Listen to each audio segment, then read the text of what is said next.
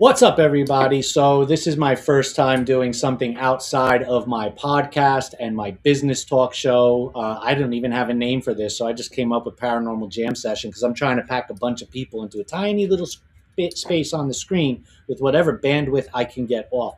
And the reason we're doing this is because, truth of the matter is I'm a big paranormal nerd. I love watching this stuff on YouTube, on TV. I can't get enough of it. I did live in a haunted house, a couple as a matter of fact, but it's a story for another day. And everybody I'm going to have here with me today, these folks are going to be at our events, or we're working with them in some other capacity. So if you want to check out those events, it's Black Ink Events, blackink.events. And I want to jump in here because I don't have a monologue, nor do I need one, because these folks are amazing. First, I'm going to kick it off with introducing Jen Jacobs. Jen Jacobs is part of the North American Dogman Project. Is that right? Right. It's Right. based out of Ohio. Okay. Yep. And you're one of the lead investigators or researchers? I am the Midwest Regional Director. I take care of 13 states. Okay. Wow. That's busy space. Is there really that? We'll get into that. I got to introduce a few other people, but we're going to get into the Dogman thing in a minute. I want to also introduce Rachel DiMicco. Did I say that right, Rachel DiMicco? You did say that right, yes. Okay, great. Now I can't say, I don't know if I'm saying it properly. Clara Audient. I butchered it. Tell me what it is. Yeah, clairaudient. Clairaudient. So, real briefly, what is that? So it essentially means, like, I guess the definition would be clear hearing. And so a lot of time on investigations, when I'm really tuned in, I can hear the spirits talking to me. Okay. Yeah. So you don't. So we're going to get into that question next, okay? Because I have questions about that. But I want to introduce Mr. Michael Castro. This man is a rock star in the industry of the paranormal. You wear a lot of hats. I know you're a publisher, right, too, with Ghosted Magazine? Yeah, I'm just a co-founder of the magazine, but I do all the digital design and the graphic design for it. Okay, and you guys are actually media sponsors for Black Ink Events, UltraCon, and the Great American Cryptid Expo, along with April Busset, who'll be on a little bit later. But I want to thank all three of you for being here with me today. I know this was short notice. Laurissa Rex, who is the Haunted Mafia CEO, if I get that correct, she could correct me later if I'm wrong. I know she put this together really fast for us. It was real impromptu, and I like that stuff. Life's an adventure. But first off, I do want to say thank you. I want to say Laurissa is having problems living up in, I guess it's northern Pennsylvania in the hills. She's having problems with the weather, power, the wind, her internet's spotty. So if she can make it on, she will make it on. We're going to have some other guests, but right now, I know, Mike, I'm going to keep you probably a lot longer than anybody because I want to keep you around because I know we got April coming on in about 45 minutes. All right. Okay. So sorry to put you through so much work. Oh, no worries. if you lose me, I'll hop back on my internet too. We have like a windstorm or something going on outside. So. Okay. So let me jump into this first question. Again, I don't want to create drama, but what's Michael, what's your thoughts on, because I want to jump into the Jen here as an expert. What's your thought on that whole Dogman thing? Because I have an opinion on this, but I want your thoughts on it. My thoughts on Dogman? Yeah. You know, interestingly enough, I haven't followed along with Dogman as much. I'm just now breaking into the whole Bigfoot thing. I'm in New Jersey here with the Jersey Devil. And the Pineys and stuff. So, you know, I haven't even, like, when I first heard about the Dogman, you know, I think Dogman, I think werewolf, you know, and so I had no idea that this was like an actual thing. And then I actually spoke with Jeff and Willie from Mountain Monsters, and they're real big Bigfoot guys, and they were like, oh, there's some stuff out there. There's some stuff out there. And I live in the woods, but I don't think I've encountered anything like Experience that. it, yeah. I'm not, so I'm not the expert on that at all. No, and again, I'm right there Yeah. with you. Like when I think Dogman, I go down the werewolf route. You know what I mean? And my brain goes there. You know what I mean when I'm doing that. But Yeah. Rachel, same question for you because now you're in that psychic space, and so what's your take on this? I mean, my take on all of it, I think, is anything is possible. I think we're only scratching the surface of really what's out there. So I just keep an open mind to, all of the cryptid worlds in the paranormal world, because I think there is no reason why it can't exist. So now that leads me to you, Jen. Let's get your now you're in this neck deep, right? You're in that Dogman space neck deep. So Eyeballs deep. so where are we landing on Dogman? I mean, because I think that people automatically think werewolf or Bigfoot. Oh yeah, they do. There's a lot of different theories. There's photos, but they're not released. I've actually seen one, and I've seen a Bigfoot too. People think I'm crazy, and that's fine. And I'm with Rachel. You never know what's out there. So that's what got me started. I was like, okay, do these things exist? Do they not exist? Anything's possible, like aliens. Those are possible. I don't know. But I have actually seen a dogman myself here in northern Indiana, and there is the Michigan dogman that's been seen since, I think, 1867 was the first documented case. So maybe they drift down from Michigan into Indiana too. But they've been seen in Chicago downtown, in warehouses. Yes, there's documented cases that they've been seen in towns. They're seen in the woods, of course. Right. They're seen everywhere. And what do you think is the okay? Because I'm not going to say what my age is, but growing up, always heard about Sasquatch. Yep. I mean, I'm growing up in New Jersey, so the Jersey Devil is the original American cryptid as far as I'm concerned, or as even historically. Even heard of Mothman before I ever heard of Dogman. So why does it feel like now, in the last decade or so, maybe less, maybe more, but I'm seeing a decade, there's more of the Dogman happening, like more of them coming out? I think a lot of it has to do with the internet and YouTube channels. There's so many conspiracy theories and paranormal encrypted YouTube series that it's becoming more prominent. And you'll hear on these shows of people saying, I saw this thing, but I didn't know what it was until I heard this on a podcast. And then they go look for it and they find it. And there's actually several different, how do I say it? There's 7 different, they call them, I just went brain dead. Variations. Yes, there's 7 of them. Okay. And one actually looks like a hyena. And there's been ones in the mountains in Canada that's been seen. They've been seen all over northern United States.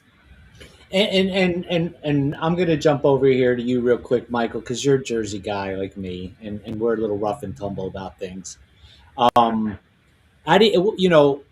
Because Jen had mentioned, the internet, right? And so the internet is a big deal right now, and especially now it's full of AI this and full of fake that. And, you guys have all chosen to be in already a tough space, the paranormal, the supernatural, big skeptical, even though the numbers have shown people statistically are believing more in things. There's still the skepticism. And now there's a lot of things happening on the internet now where you go, yeah, great cinematography, obviously fake. How do you deal with stuff like that, Michael? Given especially we just lost. Oh no! All right, we'll move that question over to you, Rachel. How do you deal with stuff like things where you're in this industry, and it's tough. It's tough to fight through all the fake BS. How do you Right. fight? Like, how do you deal with it? I think I try not to feed into the spectacle, right?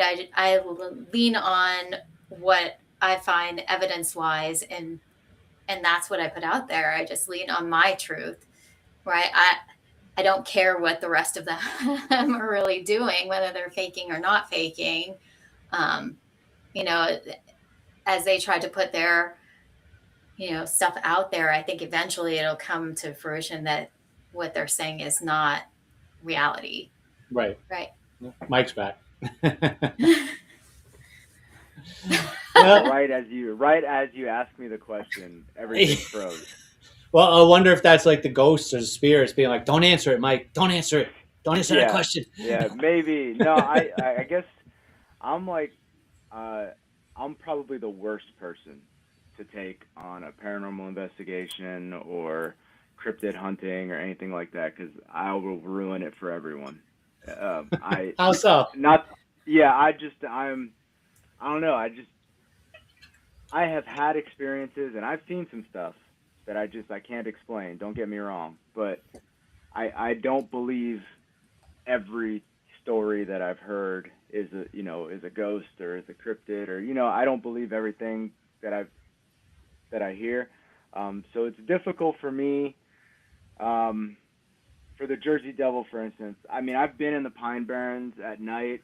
Have you ever been in the Pine Barrens? Like, it's loud, right? The woods, any woods. If you go to any woods, it's loud, right? There's bugs, there's wind, there's dogs, everything. Trees. There's just things make noise. But I've been in the Pine Barrens where it got just super quiet. I mean, all you can hear is your heart beating, right? And that's creepy in and of itself. But I don't know, man. I have to even if I saw it, I would probably try to catch it, I just to see if it's not like a person in a suit, do a Scooby-Doo thing. And pull right. Off. Well, that's the thing. I believe in aliens and UFOs. I believe in all that, but I don't believe every sighting is an alien. I'm of the cloth. Okay, that's our military. That's shadow government bullshit or whatever. I don't think it's an alien. And it's the same thing with abductions, especially when you had that MK Ultra. I'm like, oh, people abducted by an alien, and I'm like, yeah, probably not. Government probably injected you with some shit and did some testing on you. It was the drugs. I mean? It was the drugs. So it's even the voices in my head. I know they're in my head, and I'm not calling myself psychic. They say some dumb shit, but that doesn't mean it's not me. I you know what I mean? I have that very skeptical. There's a clinical term for that. Yeah, but you know what I mean? The inner monologue, the inner voice. I can tell the difference between the voices in my head and the inner monologue. I can't do that. There you go. Okay. But Jen, I think you're on a topic that's probably right now, I would argue, tougher than the Mothman when it comes to, people faking it or. Oh yeah. I think it's because it's a hot topic right now. It is, and there's so many theories out there of what this creature is. You brought up the government. Some people say it's a government entity, or like Land Between the Lakes. There's old bunkers there, and they say they were created in labs there. And then other people, okay, I don't believe this, so I'm going to just throw this out there. I was listening to a podcast, and the person on there said that they shot one of these things and it oozed green liquid. So I don't believe that. That's why we research it. We try to take into everybody's account. We go out and investigate. Here locally to me, my Indiana director is Tamala, and we also ghost hunt together. She runs a haunted location here locally to us. And we've investigated for years together. So she's the NADP Indiana rep, and she's always encountering something in the woods. And she's seen things. I've seen things. We went out to the lakes. We live really close to lakes. So there's woods, lakes, swampy area. So we went out and investigated. We just went bird hunting. That's what we did. We went bird hunting. to see what we could find in case people would ask us why we're out there. We're out here looking for birds, even though we don't know what we're looking for. So, But she's had some crazy stuff happen around where she lives at. And here where I'm at, I'm in a wooded area out in the country. I've had some crazy things. I walked out one morning and there was walnuts, the green husk on Yeah. those walnuts. I had a pile of that sitting on my deck one day, and it wasn't there when I came in the night before. And I've had other things around my house too. And I saw prints in the snow, and I'm just like, who left this here, or was something here? So I don't know. So I want to jump because Maureen's sitting in the green room, and I definitely want to bring her on board. But Rachel, let me ask you a question. Have you ever been out on any kind of like cryptid investigations or anything like that? I haven't, but I really want to. Being originally from San Francisco Bay Area, of course, it was kind of like Sasquatch was the big deal ever since like the Gimlin film came out. Yeah, I remember that. Yeah. So I really want to go on a Bigfoot investigation out there. And let me ask you this: how do you think you would apply your talents to that, as far as your psychic abilities? Like, where do you see that connection between? Because I have to argue and imagine that, if you, whether it's Dogman or Sasquatch. Oh, we lost Mike again. Whether it's Dogman or Sasquatch, it's there's still some. This is, again, there's a veil, whatever you want to call it, or a frequency. We could use that. We could use quantum physics and say that everything has a frequency that could connect, and that's where we get psychic. How do you figure you would use your abilities? Like, how would you know how to tune into that? I mean, I don't know until I get out there, but I definitely assume it would be something similar that I do on a paranormal investigation, like just walking into the space and really just trying to open up and kind of tune in. That's the best way I can put it. Right. So I understand why can't I switch this the other way? It's not working. All right. I'm just trying to switch it so I could get a better, so we have a nice, there we go. Got it. So there we are. Maureen, welcome. We were just talking about bad things about you. Can you hear me, Maureen? I don't know. Can you? I don't know if Maureen could hear me. Let me see. Do I have her on mute?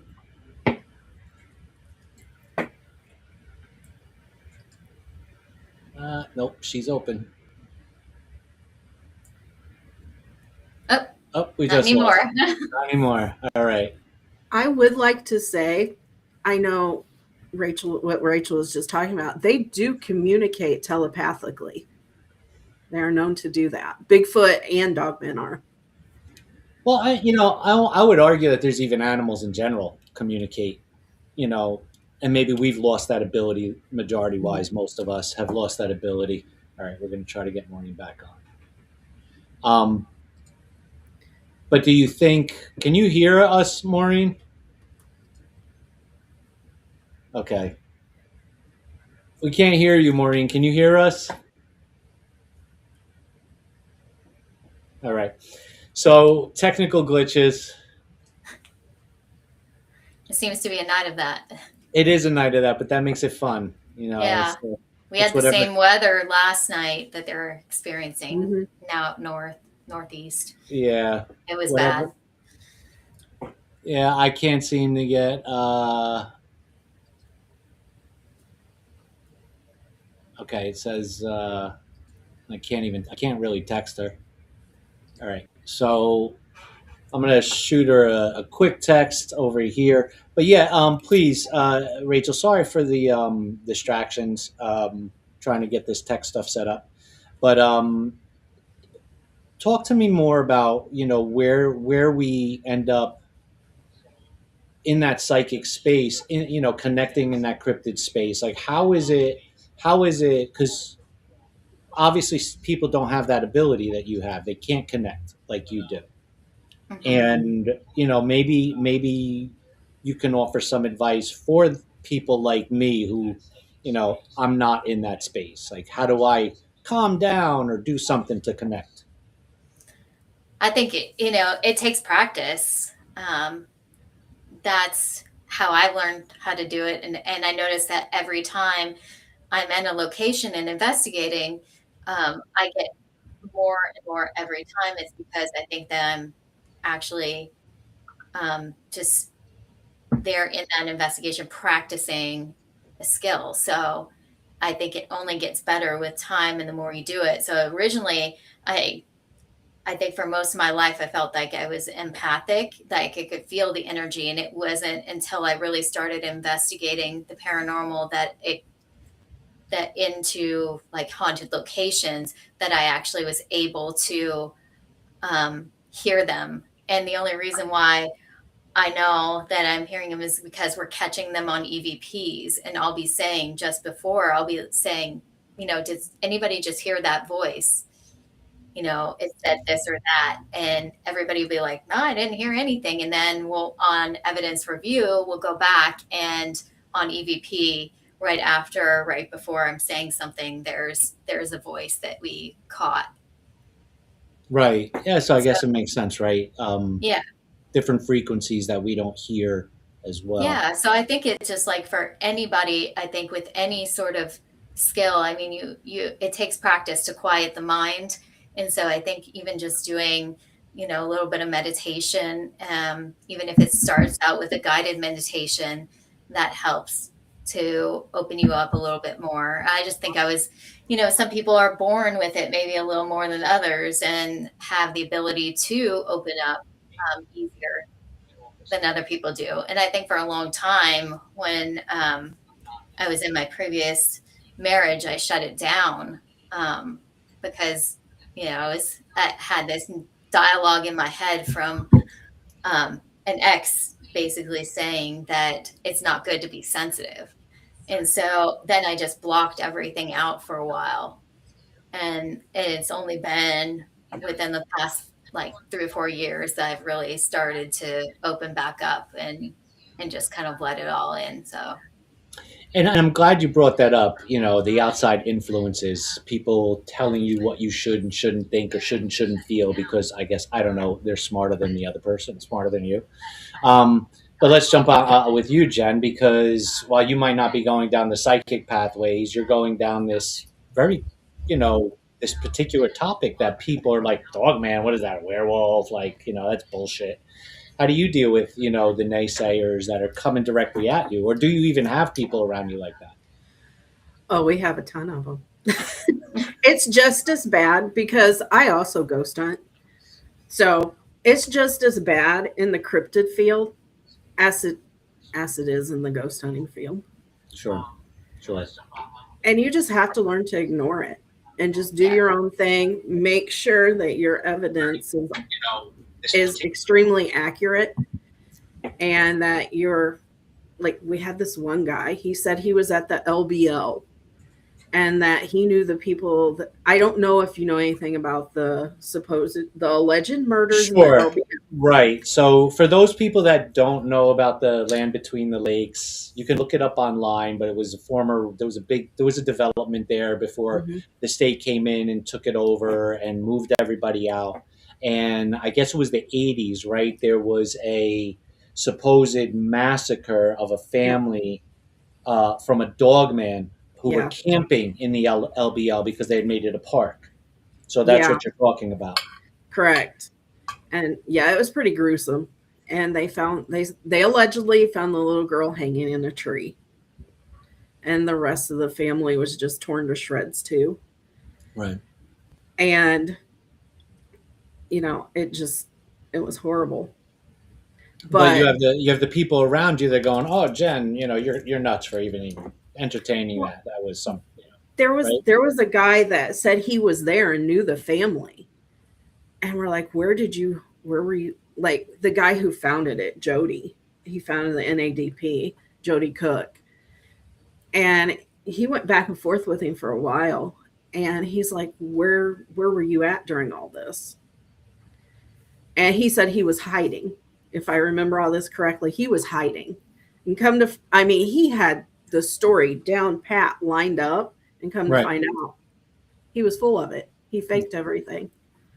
Well, you again, we go back to my question: how do you deal with, you know, That's when people are full of crap?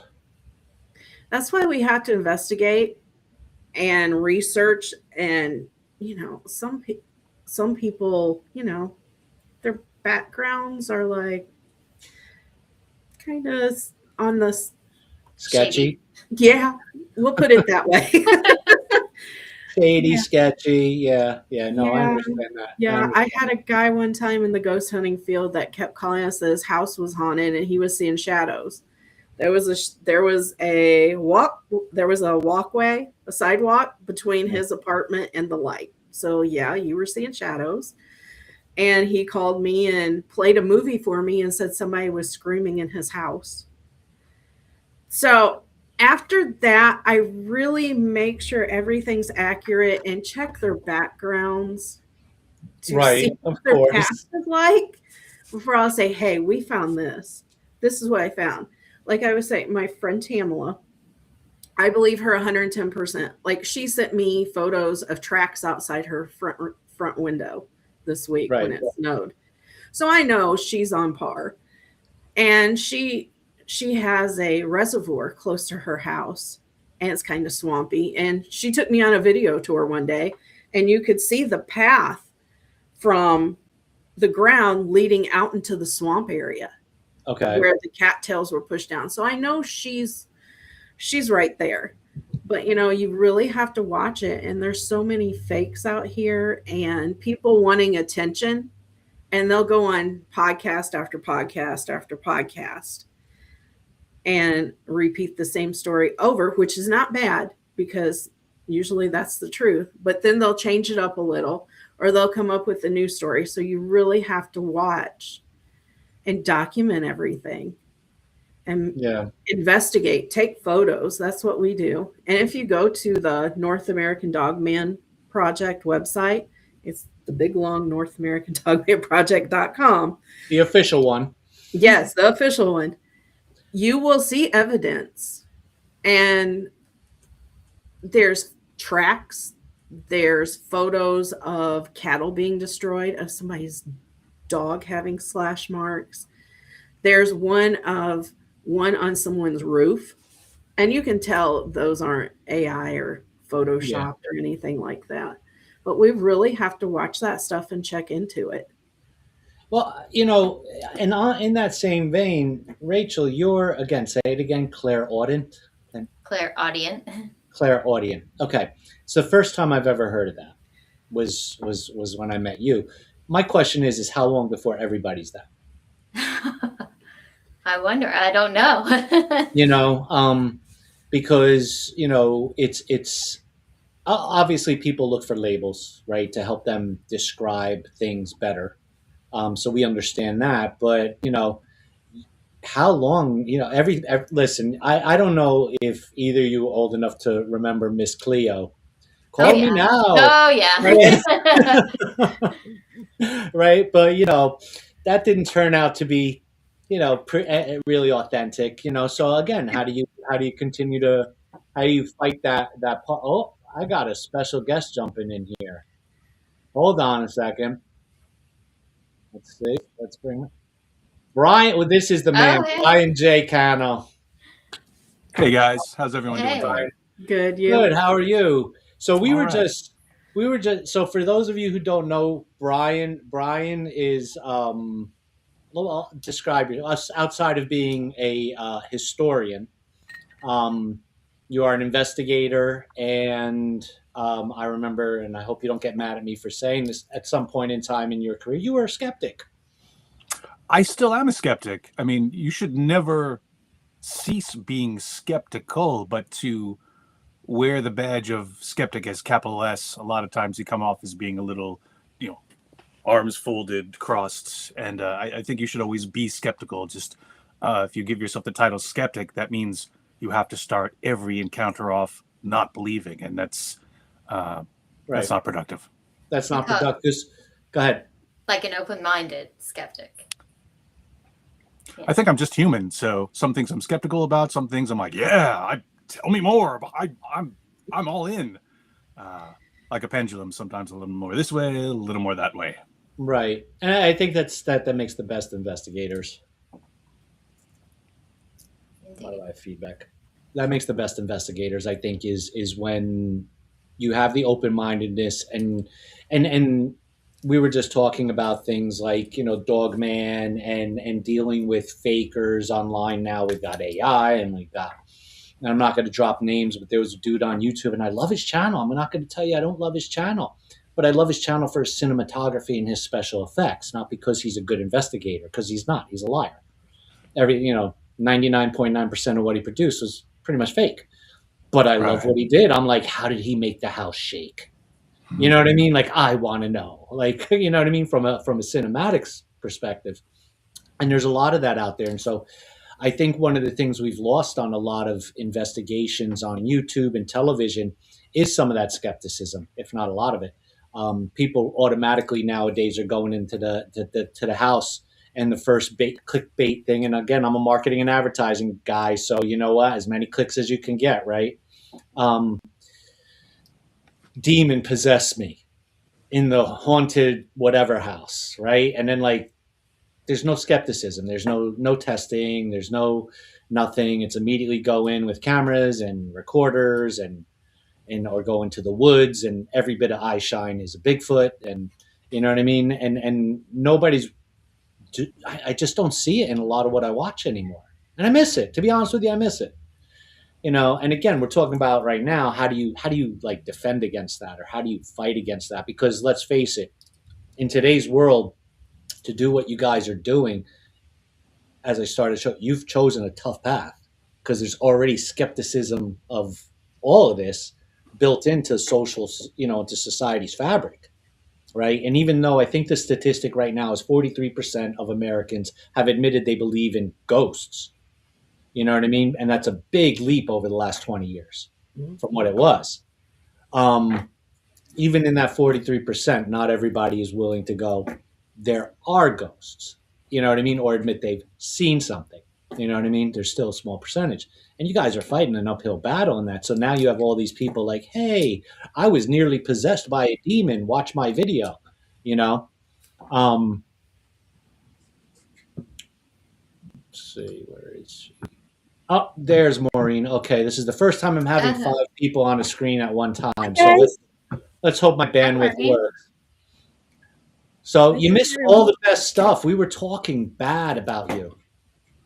We were saying all kinds of bad things. How is everyone?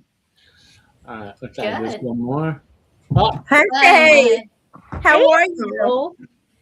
Now it's a jam session. Yeah. So we have for Mike anybody who's just right now.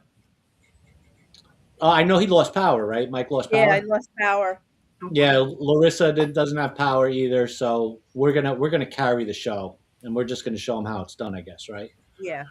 So for those of you just tuning in, I have Jen Jacobs from the North American Dogman Project, correct? Right.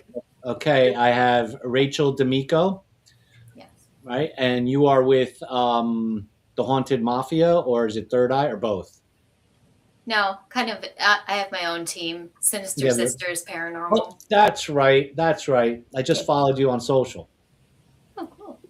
Right. And then Brian J. Cano, historian, investigator, and part-time skeptic. How's that? Does that work? Sure, why not? But and then Maureen, and I hope not to butcher your name, Grudzinski. That's right. I got it right. And you are with who? Well, I have my own business, A Little Witchy, and then it kind of spun into Magical Matrimonials by A Little Witchy. And I'm Larissa's manager. And I am part of the Culture Con. So that would make me part of the Third Eye Talent Management as well. And then the psychic housewife of New Jersey, April Busset. What's going on? Brian, I want to jump back too, because I think this is really important and I want to get it out there. You have a paranormal museum. And I know I have this on the website, right? What's the name of it officially? It's the History of the Paranormal mobile exhibits. I take it from state to state. It started in New Jersey at the New Jersey Para-Unity Expo, and it was just one room. It was a couple of boards, and me standing at the end of it thinking no one's going to come because no one wants to learn. They're going to be more interested in the TV people out in the gym. And to my surprise, there was a line from my door around the whole thing through me the entire day. So I think that just underlined that, yes, people do want to learn. They're just not always sure where to go to get the good Right. information. And if you can have both, a little bit of excitement, a little bit of the flash of TV, but hide a little learning in there, you're having fun while you're learning, that's the whole point. And that's over the past several years, I've been upgrading it and expanding it so that I throw a lot of information at people. If you leave my exhibit knowing just one or two more names, then I've done my job. And then they'll tell their team, they'll start telling their friends, and you know, like the old thing, they'll tell 10 people, then they'll tell 10 people. Right. And before you know it, the foundation of everyone's knowledge solidifies and gets built up, and we all rise together. Right. And how many square feet are you taking up at AlterCon? I forget how much you told me. I'll you needed. take everything you give me 1,000 square feet. I will make use of it. But it's currently 250 square feet. All right. So we're gonna make it bigger if we can. That means a little more work, I guess, for you. Always go bigger. Because I got a big room. I got a big room at the event. But yeah, I wanted to get that out there because, you know, there's a lot of tours that go on. And we're talking right now, too, about all these things, about dealing with that battle of all the fake stuff online right now. And, you know, everybody suddenly has a haunted witch board, a haunted doll. Everybody is suddenly, you know, call me now, 1-800, you know what I mean? Psychic online, you know what I mean? It's like, that's the reality that you guys, and again, I will always support the fact that you guys chosen an uphill battle. And I will always be at your back as businesses to support your journey for sure. But I wanted to get that out there. April, you jumped in with us, and I'm really glad you showed up, I guess, a little bit early. I'm not watching the time. Yeah, I think I'm a little early. Yeah. A little bit early. So I just have to plug this. So when it comes to psychics, I called April because April and I just have to say this up front, as far as AlterCon and the Black Ink events, April and Ghosted Magazine has been by far the hugest supporter of what we're doing with our events and everything. So we've sort of formed this really cool friendship. So I called her up one day and I said, yo, I got to ask you a question. And I said, and I don't want to drop any names or nothing because I wasn't looking for a psychic reading and I wasn't looking I was just like more of a personal, I needed a female perspective on somebody who didn't really know me too well. And I said, there's this woman, like I got a mad crush on. And she's like, boom, she drops the name, the letter of the name. No, I said the name. You said the name. And I was like, oh shit. But I didn't say anything else. Then she said, no, it can't be this one. And I'm like, no, but I still didn't drop the name.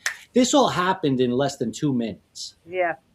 Less than 2 minutes, she named the person. And I was just like, okay.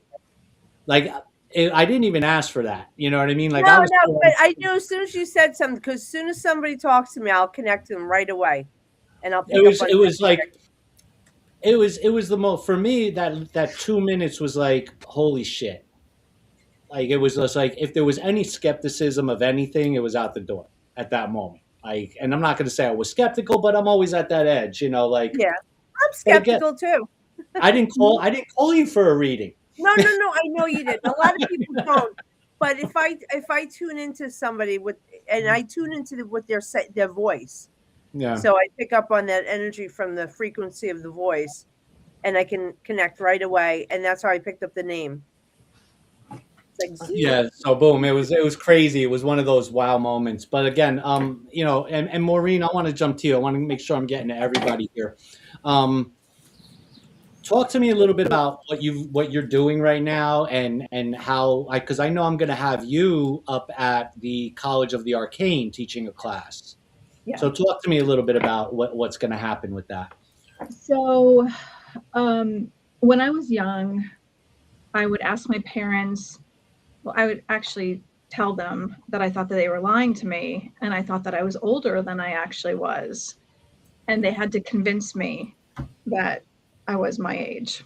And then I would start to say things that I had a very wide vocabulary, and I used big words, and I read a lot of books that were, beyond what I should be reading. My mother named me after my great-grandmother. And she would tell me that I reminded her so much of her. So time passed, I had my son, and we would be sitting at the breakfast table, and he said, Mom, and he would say my utter grandfather, in the big white house on the hill, he died. And I said, who are you talking about? And he said, my utter grandfather. So we would continue to have this conversation. My father believed in this, but he never talked about it. My mother refused to believe in it. And she told me to stop asking him questions and to stop talking about it. She didn't want to hear about it. So one day we were kind of by ourselves, and we were watching TV, and our favorite movie to watch together was Jaws. So we get to the part where the sea captain is kind of singing, and he starts to talk about that night that he's kind of floating around in the ocean with his buddies. And my son said, that's my utter grandfather. And I said, the sea captain? And I was kind of really hoping it wasn't. But he said, that's how he died. The USS Indianapolis. That was the story. Yeah. And I said, well, was he at Pearl Harbor? And he said, yes. There were lots of sharks. He was eaten by a shark. Interesting. And I said, are you sure? And then from there on, he was infatuated with sharks, like just completely obsessed. He could tell you the way a tooth looked, what kind of shark it came from. And it just snowballed, and it got to be almost to the point where we couldn't go to the ocean. And then all of a sudden it just kind of disappeared. So between the two things, with what happened with me and what happened with my son, I started doing a lot of research on past life. And I did a regression because I was walking down the street one day, and I looked down, and I had a white hoop skirt on with princess heels. And then all of a sudden it went back to my regular clothes. And it was a first person type of thing where I looked down and I was looking at myself. When I got home, the same thing happened again, but I was walking upstairs and my stairs switched. They were kind of curved and very thin. So I did a past life regression that was online, and I saw my whole life play out. I even heard my name, my children's names. I saw my own death. I saw my own, wedding and where I lived. And the weirdest part was when I heard my name, I looked it up, and I even saw my own grave. The weirder part is, since that point, my place that I lived was called Brandywine Estates. And ever since that point, all I keep seeing is Brandywine everywhere I go. And I've seen other lives since then. So I decided that I wanted to keep going. And since that point, I've taken classes, and I've, become certified in this. So I became a regressionist, and I've helped other people to see what they had happened to them. And I think it's important because sometimes when you have something that happened in a past life, it needs healing so that you can help somebody with what's happening in their life now. Okay, so that's again, I go back to these topics where you guys have hit you're all in this space. That's a hard pill to swallow for a lot of people, right? Yeah. This past life regression is another one. And so that's why I think like having you come and teach the class at College of the Arcane is a solid thing, because that's something for people who are interested in knowing more. Mm-hmm. And understanding it better. So, I appreciate that you're going to be there offering that. And I appreciate that you're sharing your story here. I certainly definitely believe in the whole past life thing. I can't say that I know what I was like in my brain. I'm like, I was definitely like, maybe Rambo or something, but some superhero, some great guy. I was probably some shoemaker somewhere. Uh, but I appreciate that. So you go into this space again where we have a lot of skepticism. So how do you, aside from teaching people, how do you deal with it? Because once again, there's some dude online with a like AI app saying, hey, my AI app will tell you what you were in another life. I kind of like skeptics because they keep us honest. They keep us answering questions. They keep us constantly educating ourselves. And, when you have someone like my son who had no idea about, these types of things, how would I know this person's name, Emmeline James, who became a Thornton, and she had a captain for a husband who also owned mercantiles, and she had a husband named Richard, and he was a captain. And when you look it up online, there they are. I mean, how would I even know that? How would I go? There are little kids that will guide their parents across the world, and they will find someone and they will hold their hand, the wife's hand, who's still living, and she's much older, and will speak in another language and give great detail. It's impossible to not find that fascinating and honest. So I'm going to jump over to you, Brian, real quick, because having the history of the Paranormal Museum, I find this stuff fascinating. Where people could connect with the past and in other lives, and somehow in such great detail. Do you have anything like that in your museum that talks about things like past life or that connect? Because we also see it online. You'll see things online. People do these comparisons of somebody today to somebody 100 years ago. Do you have anything like that in the museum? Well, the way the museum is laid out, it takes you through a journey somewhat through time. It begins with belief, why belief is important.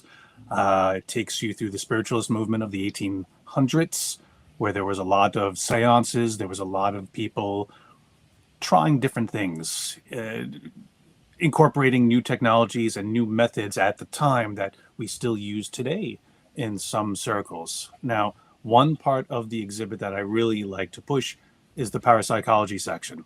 Now, what Maureen was just talking about in parapsychology, and again, there doesn't need to be one explanation for everything. It could be a little column A, little column B, multiple states can be true. But in parapsychology, the way we look at things like past lives, this could be explained by perhaps super ESP. A child is still open. A child still hasn't been beaten down like us adults to block off things or to become skeptical. So by using ESP, as long as somebody knows it, they have access to that. And the communicating of the things that, he couldn't have known, he shouldn't have known, this is amazing, that really exists, or they've never been to that city. Of course not, he's 5, he's never been anywhere. But someone has, someone knows. Speaking different languages, we call that xenoglossy. If they can speak it and actually respond instead of just parroting the words, that's responsive xenoglossy. This could be all mixed into things that are pretty much hardwired into our brains that we call psi, that we don't quite understand yet. We're researching it, we're looking into it. But again, that's not to contradict what Maureen said. This is just yet another explanation that could be in there. And when I'm in the exhibit and I'm walking around and I see people looking at the parapsychology portion of it, I'm there to talk about things like this. Because if any, actually, I don't really have to say much. Even though I'm the host, people come there and tell me stories. They tell me their experiences. They're the ones who do most of the talking, because this is a space where people can share their experiences or ask the questions and not get laughed at, not be immediately disbelieved. So there's lots of different areas in the exhibits for that. And for anyone who comes, be it guests or you guys or yourself, pick a spot, grab a corner, so just see people come through and see what they have to share. It's a So- safe place for the paranormal, Yeah. basically. Yeah. So I'm gonna pose this question, and you can all answer it, because I think right now parapsychology, psychic, ESP, Dogman, Mothman, whatever you want to, whatever. I think historically or through the ancient times, like that was very much part of the culture, right? There was something. There was the little people. There was witches. There was the old woman in the woods. There was the wizard, whatever they were, right? And then somewhere along the line, that stuff sort of got compressed or depressed. Let's say it got repressed by whatever, whether it was politics or it was the church or whatever it was, whether it was the modern science of the day. And we drifted. We drifted away from all that. If you were a pagan or you were a weirdo. But now we're in a place where science, quantum physics, is arguing that everything is possible. I mean, quantum physics says an electron here on Earth somewhere can affect an electron, its twin, hundreds of thousands of light years away, right? We know science already says we can't see in a certain spectrum. You know what I mean? We have a limit as far as we're concerned to visually see anything. We see in a certain wavelength. Animals see in further wavelengths, and there's still other wavelengths we don't see. So what is your take on that connection where science is arguably validating everything you guys are involved in? Let's start with you, Jen. Wow, just put me on the spot there. Think about it for a minute. Whoever wants to pick it up can pick it up. I don't even know where to start with Dogman on this or any cryptids, but there's just recently in Chicago, they're still seeing Mothmen flying around. So there's photographic evidence and people are coming out. I don't really think there's a whole lot of scientific evidence that they exist because here's another theory is that when they kill one, Bigfoot, Dogman, they come in and clean it up. But I believe the government has a whole lot of science in that. And there's also a theory that they come through portals too.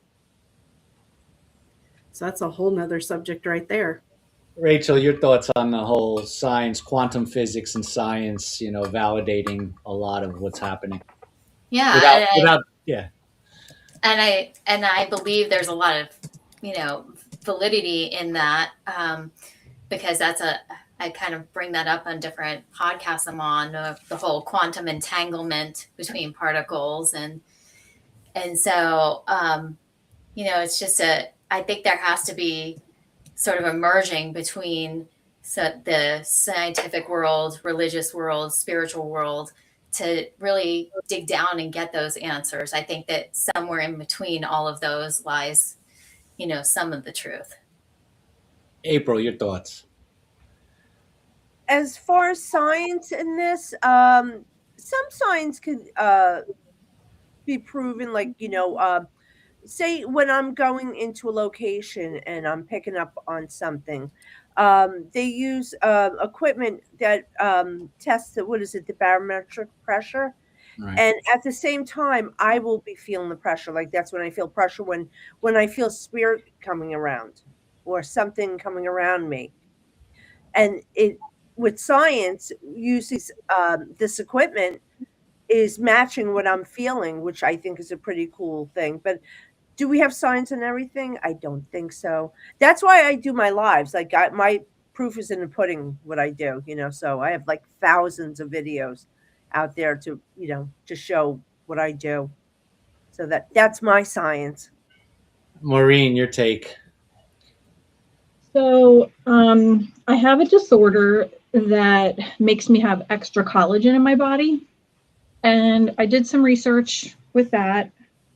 And it actually said that people who have extra collagen's like a conductor, and it kind of draws in spirits. So I have a kind of like a little support group of people, and turns out that those people all kind of have abilities. So they all have extra collagen, which I thought was really interesting. So that's kind of like a scientific thing, but they all have different abilities. So the energy is kind of drawing different things to them. But I do believe that there's definitely science behind everything. And I always say that there isn't really a heaven or a hell.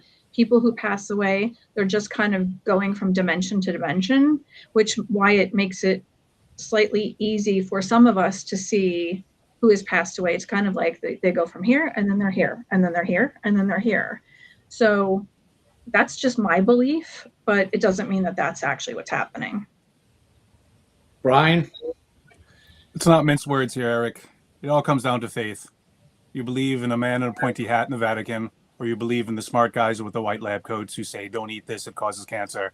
And then that changes the next month and the next year. It's a constantly evolving understanding. And be it thousands of years ago, 10 years ago, or last week, the beautiful thing about science is that the more information we have, the more data we have, it might contradict something that came before. All right, Newton said gravity is the same everywhere in the universe. Einstein comes along and he says, oh, well, not exactly. It depends on where you are. And we're like, oh, we could have hung on to that old thing. I mean, there's people out there right now who are still touting flat Earth. Again, I will give them their day in court because who knows? We might be wrong. We might be wrong. Can't believe I'm saying this. But, you know, if the evidence supports it, we have to follow the evidence. If someone comes to me and gives me enough evidence that the sky is green and not blue, yeah, I'm used to a blue sky. But if it's green, then there it is. Show me the data. And no amount of my wishing it to be otherwise can make that happen. So I think science is very important. It comes along with skepticism in that I believe something today. I believe something today because that's what all these books behind me tell me. Yeah. But a lot of the books written in the 1800s, that stuff isn't true anymore. Why? Because we've learned more and we have to follow that. Yeah. Yeah. Well, I will tell you this.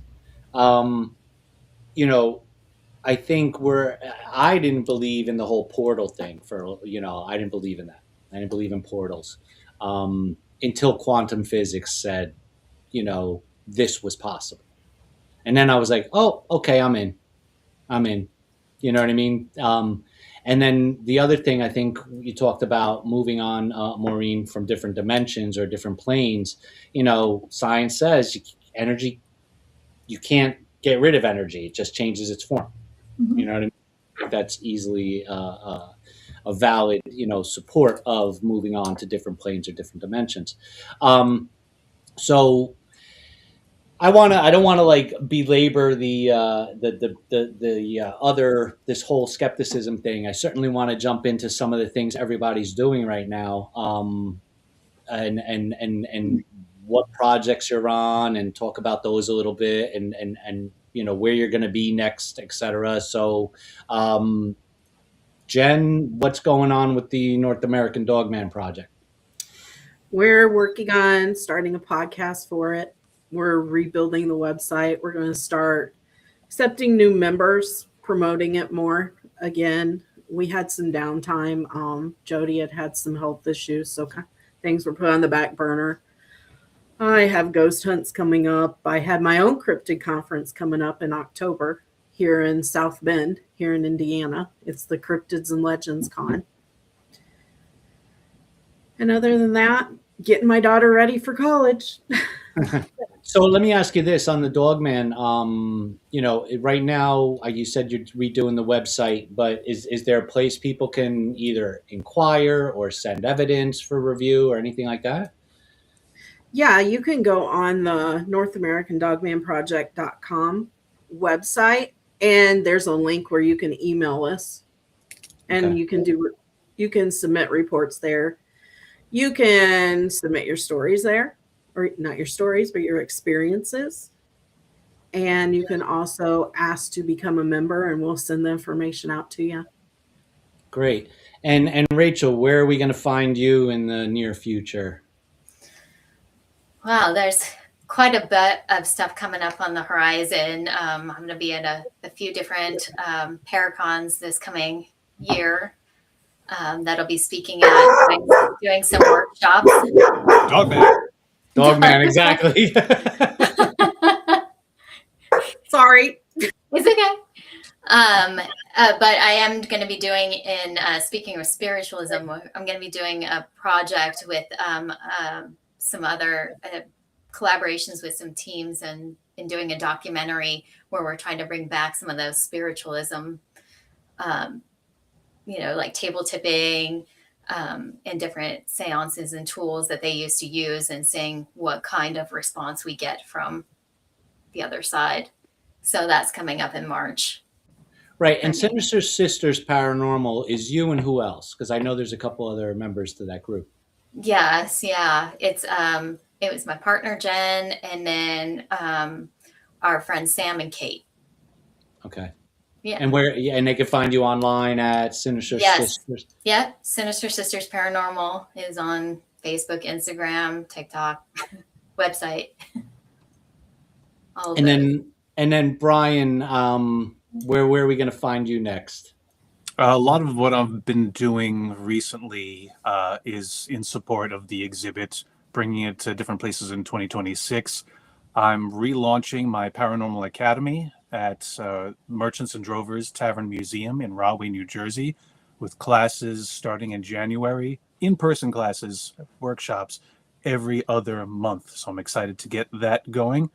The latest season of Paranormal Caught on Camera is currently filming. I just filmed the other day. I never know when we're going to film. They're just like, hey, are you available in 2 days? Sure, send me the videos. Yeah, right. I'm always doing something to keep up with me and everything I'm doing. Either go to my website, neverstopsearching.com, or join my community on Patreon, which is patreon.com/Brian J. Cano. And Maureen, what's going on with you? I'm trying to check my calendar, and it's so color-coded, I can't find everything. So I'm usually doing 2 to 4 weddings, a Friday, Saturday, or Sunday, every month of the year. I have book signings with Laurissa on February 28th at BAM in Dixon City at 1 o'clock. We have another book signing March 14th at Barnes & Noble in Wilkes-Barre at 1 o'clock, and April 19th at Barnes & Noble in Wilkes-Barre at 1 o'clock as well. August 8th, I will be in Nantiglow, and we'll be doing the Underworld Culture Con in September on the 19th and 20th, of course, and the College of the Arcane, which I cannot find on my calendar, but I know that it's there somewhere. June 13th, that's our event. June 13th. In Livingston, New Jersey. That's because I have 3 things listed on that for my family. So yes, those are the things I will be doing. I'm also in the process of writing a children's book series, and my granddaughter is helping me as well. And that's pretty much it for right now. And April, I know you're on TikTok on the regular. I'm on TikTok. I do my live readings there. You can check me out on intuitiveapril.com. That's where all my events are. I have so many events coming up: CultureCon, AlterCon, Main Paranormal. Plus, I do gallery readings, so I travel all over doing gallery readings. Everything's on my website. You can read all about me, see all the reviews. My celebrity clients. I just got a few new celebrity clients, so I'm very excited about that. But yeah, keeping busy. I'm always busy. I do readings all day long, so I'm booked. Booked, and I'm not doing that. I'm on TikTok, and when I'm not on TikTok, I'm doing my readings and editing my videos from TikTok. Of course, I know. I had called you earlier. What's up? Like editing videos. Oh my God, such a pain in the butt. So, Jen and Rachel. Wait, Ghosted magazine. I forgot. We got our next issue coming out, which is really exciting. We have some really exciting stuff coming out. That's gonna usually comes out in January because our schedules have been so busy. and both traveling so much, we're going to have it come out in February. So very interesting cover. So, yeah, well, oh, you're not going to reveal the cover right now. No, we never do. Damn. Right for it. Come on, I'm a friend. I got to call you up later and ask. My family doesn't even know. But see, that's it. I'm not family, so I should know.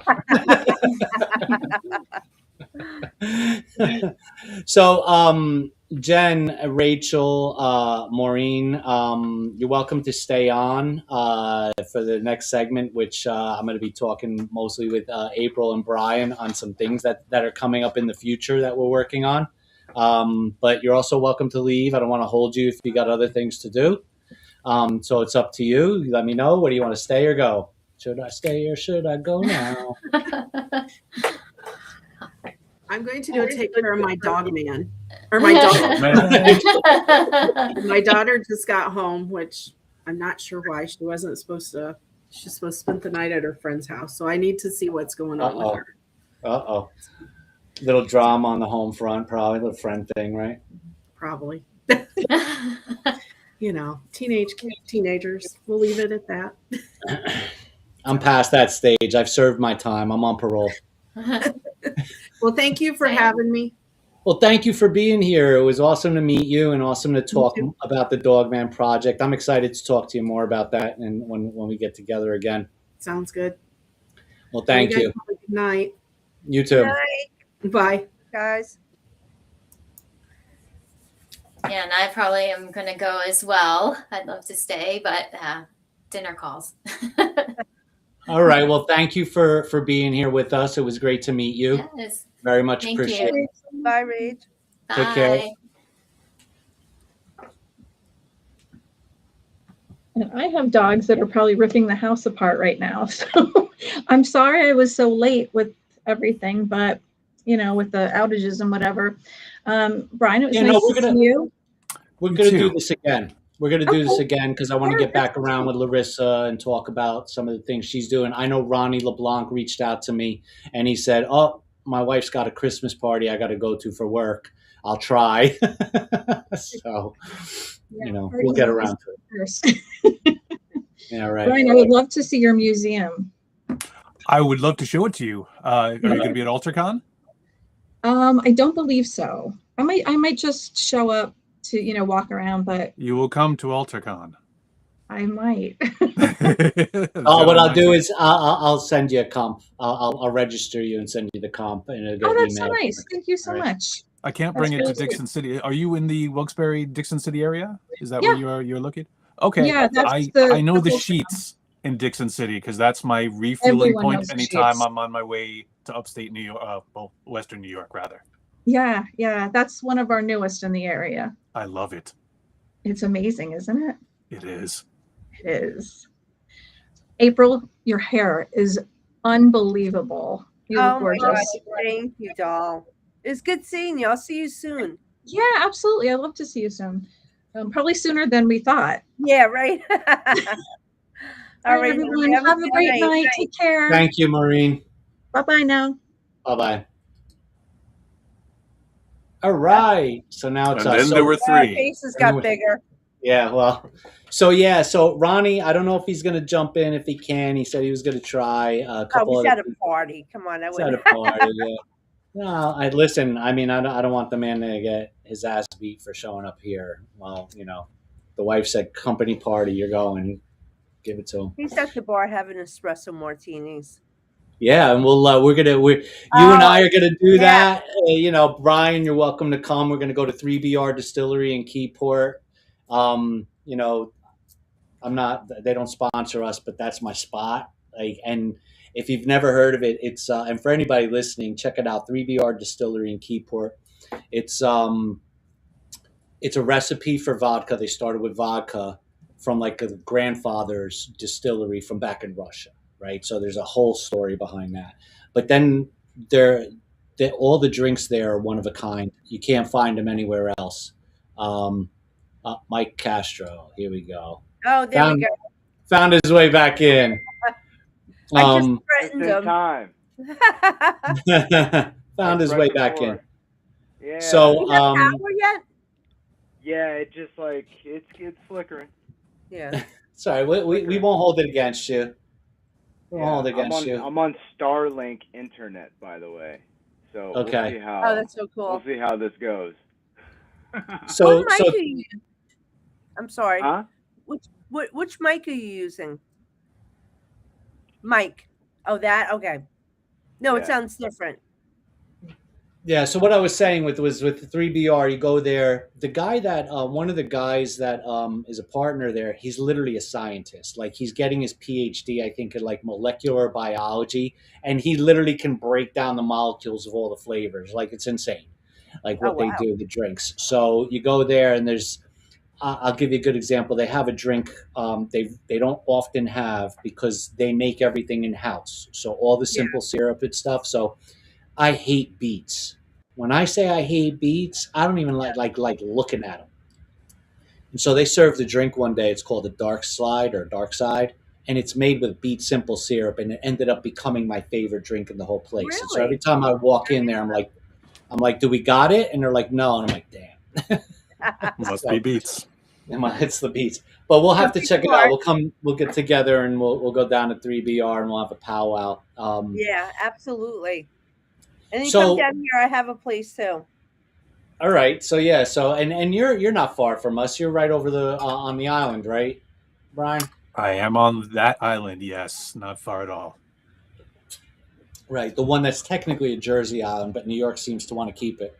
You know, I for Christmas one year, my mother got me a T-shirt that she got at some gas station, bodega, rest stop, whatever, what have you. It says Staten Island, New Jersey, and it wasn't even done ironically. It was just they thought that's what it was, and I That's have good. it, and I said, you know what? If we were part of Jersey, I wouldn't complain. We're practically part of Jersey anyway. Yeah. You got to have that shirt. We got to get a photo. That's a good shirt. Good shirt. Although That's a- $22 to get back onto my island is crazy. The bridges, Isn't the it tolls, The Yeah. ridiculous. Verrazano, yeah. And Yeah, there's all of Verrazano's a rough. ton of traffic. I went over the outer bridge Yeah. today, and $22.35 was the toll Yeah. for regular people. I mean, Islanders do get discounts, but still, for it to be that high, It's ridiculous. Yeah. where do you think you're going? And for us to get back onto the island, that's where we have to pay a toll. Wow. We can leave for free. Yeah, you can leave for free, right? What about the George Washington Bridge? What is that up to now? Like $35? Oh Something. my God, I can't even imagine. Yeah. Ridiculous. Yeah. Yeah, so listen, we don't want you guys to move to New Jersey if you're thinking of moving to New Jersey. So it's just good. You're going to be unhappy and say bad shit about us because of our tolls. So anybody listening, don't move to New Jersey. So Mike, welcome back. You missed the party. We were talking really bad shit about you. Yeah. I know. I I'll was never watching. let that happen. I was watching. Yeah. You heard all that stuff. Well, Yeah, you know, I heard I refer to you, Mike, as a badass. Right? If you ever see my post about you, I don't know It's why. just- I'm a teddy bear, bro. nah, dude, you just got badass creative vibe. We're from the Yeah. same ilk. I mean, Definitely. I'm a designer and artist at the core. That's Yeah. where I started out. You know what I mean? And so creatives are badass. Yeah, I do. I'm a digital creator. I actually have. Hold on, I have something. I've been trying to meet up with April. To give Oh. up to her. So now we got a business meeting going here. We're just both But so busy I with our made it. families. Both. Oh no! I made it for her. Oh my God! I love it. Oh. The gold frame. Oh, I get it. love so that. nice. Yeah. Oh, I love that. That's awesome. Oh, That's awesome. that Custom. is. Danger Designs custom. Now I'm gonna have to come meet you. We'll have espresso martinis. I'm saying it's crazy. Well, you're in Jersey too, right, Mike? Yeah, we're yeah, just like I'm actually I'm really close to Fort Dix. The Oh, military. okay. So you're a little Yeah. southwest of us, southwest of me, Yeah, because I'm up in Mattawan. Mattawan. Yeah. Yeah. So, I used to you're not work far in Upper Saddle River and New York Okay, so City that's every north. day. Yeah.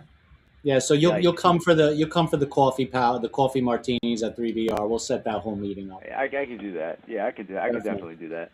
So I wanted to, I can't. I'm not going to disclose what it's called yet, because we have to protect that IP.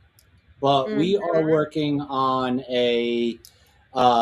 Ronnie LeBlanc and I are executive producing a project, and it's a project that it's going to be a feature film, 2-part feature film project, where the most I could say is it's going to be.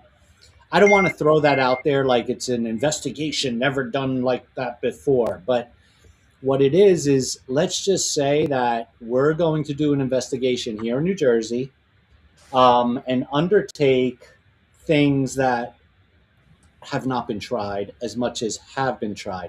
And included on that team, the teams, we're going to have 2 investigative teams. And Ronnie is going to be leading one team, and Ken Gearhard is going to be leading the other team. And we will also have on that team, and again, this is kind of a soft announcement because we've got everybody on board. We just got to make it all contractual. All the legal stuff has to go down now. We got Brittany Barbieri is going to be on board, so we know she's going to be wrestling alligators, even though we don't have alligators in New Jersey. Well, she'll bring some, right? April, you are on a team as a psychic investigator, and Brian, you're on a team as an investigator and researcher. So, and there's more to come with that. And working out the details, but this is a project we're gunning for 2026 to produce. We got to figure it all out. A few more people. We're going to cross our fingers and put on our wish list that we're able to get Ben Hansen involved in the evidence review. So we're going to have to, twist his arm, hopefully. We're working on a remote viewer. Ben will come. Ben will come. We're working on a remote viewer as well, but not just any remote viewer. I specifically asked for CIA level guy, DOD level guy to get involved, or girl. It's so cool. It's so cool. So this is going to be an amazing investigation. And I don't want to start pitching it like, oh, never done before, because but we're digging everything. We're looking at radio photogrammetry with drones. Mm-hmm. We're looking at full spectrum cameras. We're looking at finding technology. So anybody listening out there, if you're making technologies that are using different light spectrum beyond the full spectrum cameras, if we're getting into some weird stuff, we're interested in talking to you. But you guys are involved. Friends I told you about too. Tony right. Rathman, yeah. So did you talk to him? I did, and I said you would reach out from Staticom. Okay, so you gotta deliver me the contact intel, because I don't have All right, it. I'll send you the information. Have you guys ever? I just saw this the other day. On you go through the doom scrolling, on TikTok or Instagram, and it's this DMT with the laser, and they see like matrix code or something like that. You guys ever see anything like that? No, what is that? It's weird. Is that the same thing as the lights? You know what I'm talking about, they're trying Brian, to say right? that like they can prove we live in a simulation because they take like DMT and then they look at this like laser level line, and like in the line they can see the code. Listen, wild. I mean, listen, wild, man. Mike, I gotta tell you, people who are like DMT, we're talking DMT, like they take the drugs and they have like the alien girlfriend. Is that what it is? DMT is a drug? The It's a DMT psychedelic experiment, whatever you guys are doing. I mean, listen. If somebody, I'm not going to take DMT, but if somebody wants to come along and take some DMT and go say some weird shit in the investigation, I'm not going to say no. But I'm kind of going to be skeptical a little bit. Yeah. Look, Brian, I think you could back me a little bit on this, and if you can't, it's okay. I'm a firm believer in the fact that, and I go back to UFOs on this one. I believe that a lot of that alien abduction, not to disrespect anybody's horrifying stories or experiences, but at some point there's that mass influence that impacts how people perceive and stuff like that. And this is one of the reasons why I say, okay, maybe out of all the alien abductions in the world, this percentage is maybe aliens, and the rest might be government drugging them. And then other people could just be this collective, massive Well, I have influence. a theory on that too, with some not abductions, but alien visitations. I think a small percentage of hauntings at homes is actually alien contact. I'm not going to argue with that one. I've This heard is something that. I've been saying for a long time, in the respect that, again, if you're into ghosts and spirits, if you're into ufology, if you're into cryptozoology, everyone seems to stay in their own corner, but the paranormal is an umbrella that encompasses everything. So to some who might say demon, go to the Middle East, they'll say jinn. Mhm. Right. Go talk to someone at MUFON, they'll be like, oh, that's a gray. It's an Yeah. overlap of the nomenclature of who's writing the reports, who is telling the tale. And, as far as abductions go, yeah, I mean, everything's a percentage. So you look at Betty and Barney Hill. Mhm. I found it very, read that case. It came at a time, it's in the 60s. They were an interracial couple. Yeah. And they both got probed. Like, this is where the alien probing up your butt thing came from. This is what popularized it. And the fact that they took genetic samples from both of them, to me, that sounded like a psyop. That sounded like something the government would do. Because at that time, again, look at everything that was happening. You don't hear about that too much anymore. To get back to my point was like the whole DMT thing, right? Because that's a psychedelic, and I've watched a bunch of those videos, and they're all seeing the same thing, but it had to start from somewhere. That's the way I see it, right? All right. So we've got one more. Mike Famillion, how you doing? So you got power? What's up, everybody? Hey, Mike, what's going on? Oh, trying to deal with the wind up here in Northwest. Yeah, all of that. Yeah, we're going crazy here. So Michael has no power. Mike, before I go back to what I was saying, you are part of, you run an organization called In the Shadow of Big Red Eye? Yeah, right? yeah, it's a YouTube show right now. It's my research thing. I do full-time Bigfoot research across the country, and I film everything for my YouTube channel. And I've been doing it for like 10 years, so it's been a fun journey. Well, welcome to the conversation. Thank you for having me. We were just talking about a project that myself and Ronnie LeBlanc are executive producing. We can't say a lot about it. We were just talking, and we got into this whole tangent about DMT somehow. It's very original. I think I've never been involved in something like this, or so so it's not really like an investigation. So people might be thinking, Yeah, well, otherwise. what I can say is Nice this: little twist to it. it's definitely an investigative approach. And all I could say is it's DMT. A DMT portion of the investigation may not be out of the question in this, right? Because we are, I really can't say too much more to it. But again, the goal here is what we're looking to do is answer a real question with as much evidence as possible through as many sources as we can, with as many brains as we possibly can. So if it becomes literally the UN of investigation, so be it. And if we end up finding some homeless dude living in a tent somewhere and he's the answer, that's the answer. Bottom line, sorry for the letdown. But going back to the DMT, my thing is with that is that at some point it started, and I equate it to the alien abduction thing, because I feel like in this era of technology, and even before technology, we had books, you had magazines, the National Enquirer. There's this mass, to a certain degree, like people start seeing the same thing and then want to say that it's true. When in my opinion, maybe it's not so much. Maybe it's the other way. Maybe people have read or seen it so much or read about it so much. Now it's fabricated in their head. What's everybody's thoughts on that? Well, this is something that I see all the time when I'm reviewing videos for Paranormal Caught on Camera. I literally got my video list the other day, and each video comes with either what it was named on YouTube or the source. And so many of the clips we get now are about skinwalkers.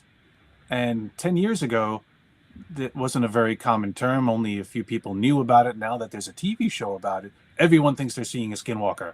Before that, it was Slender Man. Before that, it was, pick your figure. Whatever is saturating our media is what people will first jump to. Now, maybe if Jen's projects take off and everything's Dogman, maybe next year everything's going to be Dogman and he's going to be cited everywhere. But for right now, the popular word is Skinwalker. And I think to your point, yes, whatever is in the public eye and becomes part of our vernacular gets used as the first reference. And one of my comments to the producers, I said, how does this person know it's a Skinwalker? I don't know it's a Skinwalker. I wasn't there. But that being said, something is in this clip. So I think it's important for us to try to come at things generally. It's like when listening to EVP, they'll say, oh, it's definitely a little girl. Oh, it's definitely a boy, or it's definitely a man. I'm not looking to assign gender or age to a whisper on a tape. And I think as long as we can just come at the evidence and say, all right, we heard something, we saw something, here's what we got, decide for yourself. That's usually the best way to come at things, because the minute we start hammering an identity to it, that's what it becomes. Right. And this goes to you, Mike, because you're in the field, looking focused on Sasquatch.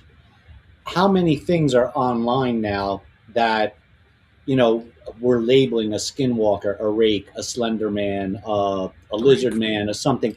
And maybe for argument's sake, because now it's like the new thing, right? Everything used to be, it's a bear. Sasquatch is a bear. Oh, it was a bear. It was a bear. It was a bear. You know what I mean? Now, how many things, because I would argue there's sufficient evidence to say 100% without a doubt Sasquatch exists. You can't even argue it anymore, especially after, finding the dermal ridges. And Dr. Meldrum's discovery of that, that makes that argument really a hard one to say no to. But how many things just might be online that might be like, well, that could have potentially been a Bigfoot sighting or a Sasquatch sighting or something like that in the woods. Oh, but suddenly we assigned, it's the Rake, or it's the, how do you feel about the way things, and how does that impact your research? Well, for me now, it's the big thing is the AI. I was just going to say that AI. Like, I'm worried about AI now. Yeah. Even with EVPs and the videos, how are we going to distinguish between that? I mean, maybe videos, but what about the AIs? Do you know? I'm sorry to cut you off, but I did a video on Instagram, and they have a little section where you could change the language, and it's my voice. Oh, man. Speaking Spanish or Hindi, I think, and Hindi, but it's my voice. The only thing I noticed is that they did change my mouth a little for some words, like it's a little nose. Oh, that's wild. But the accent, the language it's speaking is my voice. That's wow. crazy. Yeah. So I AI would love to is, hear a Jersey accent in German or Yeah. Japanese. they could get the German dialect down, but forget about it when it comes to forget about it. when it comes to the Jersey Especially accent. with my hand movements when I'm Yeah, talking. the hand movements, right? But Mike, you're dealing with the AI now, right? Yeah, so you bring that up. So yeah, even more so than just this misidentification or this viral concepts of Skinwalkers or Rakes or Slendermans. You're dealing with AI right now. How's that impacting you? It's gotten to the point where I've gotten like my inbox and my email is so saturated with people flooding me with these pictures and their photos or their new evidence or whatever that's either been circulating around for years and years and years, or it's not new evidence, it's just AI generated stuff. And it's gotten to the point where I can't look at this stuff anymore because one, I'm too busy, and two, it just takes it's mind boggling the what people will say and send to you nowadays. So it's not even worth looking through the hundreds of pieces of evidence that one investigator gets, in my opinion. Yeah, and I'm gonna jump over to Mike on this one. Me as a creative, maybe I'm wrong, but I think I could more often than not because I guess I'm in the creative space with video and design and animation and MoGraph and all that stuff and photography, I tend to feel like I can pick that shit out like quick. You know what I mean? Like almost instantaneously. I just wanted to give a shout out to Dave Alcott. Brian, he says you have amazing cadence and he would listen to you speak on anything. Well, I appreciate that. Thank you. And he welcomes you back, Mike, from the abyss of no power. Yeah. So, so I mean, it goes back again to the beginning of this live stream is this uphill battle of in an industry that's already suspect of everything that's happening, and it gets better and better. Michael and I just saw a picture today that the AI was so good, right? Yeah. And you can tell this was really good. Yeah. Look, I don't have a problem with people using AI for some things, as long as you're not trying to pass it off as like something legitimate, right? But that's what they're going to do, Yeah, especially if we're just in having fun, with videos of ourselves or pictures of ourselves, or, stuff like that. I mean, there's AI in everything now. You have Snapchat filters, you have Instagram filters, like there's AI in everything. But if you're trying to pass off an EVP or a Bigfoot or a UFO or and as real, then I don't. That's stupid. Well, all in all, not much has changed because no matter how good the video, no matter how convincing, like wow, I mean, I saw a video of Robin Williams on a ghost hunt the other day, and obviously he's been dead for years. We know that wasn't him. But I'm like, wow, that's incredible. I love watching it. To your point, if it entertains us and it's not harming anyone, it's all in good fun. But when it comes down to it, if someone's passing it off as evidence, the skeptics aren't going to believe it anyway. And the people who already believe are going to believe anyway. It still comes down to faith. So as long as we, the researchers, are careful with that, I mean, it boils down to the 3 words I say to the producers on Paranormal Caught on Camera every time. I wasn't there. I wasn't there. Yeah. So to the credit of the Bigfoot AI people, I love the Bigfoot vlogs. Those are funny as shit. Those are pretty good. They are funny as shit. I'm not gonna lie. I mean, there's a place for AI, and entertainment wise, yes, absolutely, 100%. It's fun, but we know that people have been faking stuff. I go back to Miss Cleo. I go back to the dude with Miss Cleo. Yeah, I almost mentioned her before when you were talking about 1-800 numbers. I was like, "Oh, Miss Cleo, call me now. Call me now, Call me now." For any Zoomers who are unsure who Miss Cleo is, go look it up. It's funny as hell. It was a thing. Used to call back in the day. You didn't go online. You had to either get it. They were actually running the advertising on TV. Remember that? Yeah. You got the 1-800 number. I was trying to watch cartoons, and this lady keeps coming on telling her to call. Call me now, like 8888 number, whatever they were. 900 numbers. 900 numbers too. 900, right? 1-900 numbers with the phone. With you had to push the buttons. Had to push the buttons. It was like $1.99 a minute, right? And Mom was like, "Why the hell is my bill like $200? And who's Cleo?" Oh, jeez. But so it's again, this one of the reasons why we're looking to do this production is one of the things. The footage that we're going to get for this entire production is going to be so vast. It's not just going to be the cast. You're going to see everything, and when I say everything, I mean from our meetings, our pre-production meetings are going to be recorded. The BTS is going to be an entire team. Live stream is going to be part of it. It's our goal here is to address, in part, the problems you face with AI, the problems you face with some dude with a rope and a thing making crop circles. You know what I mean? Is to really come at it from every plausible possible angle, and including history, right? History, like.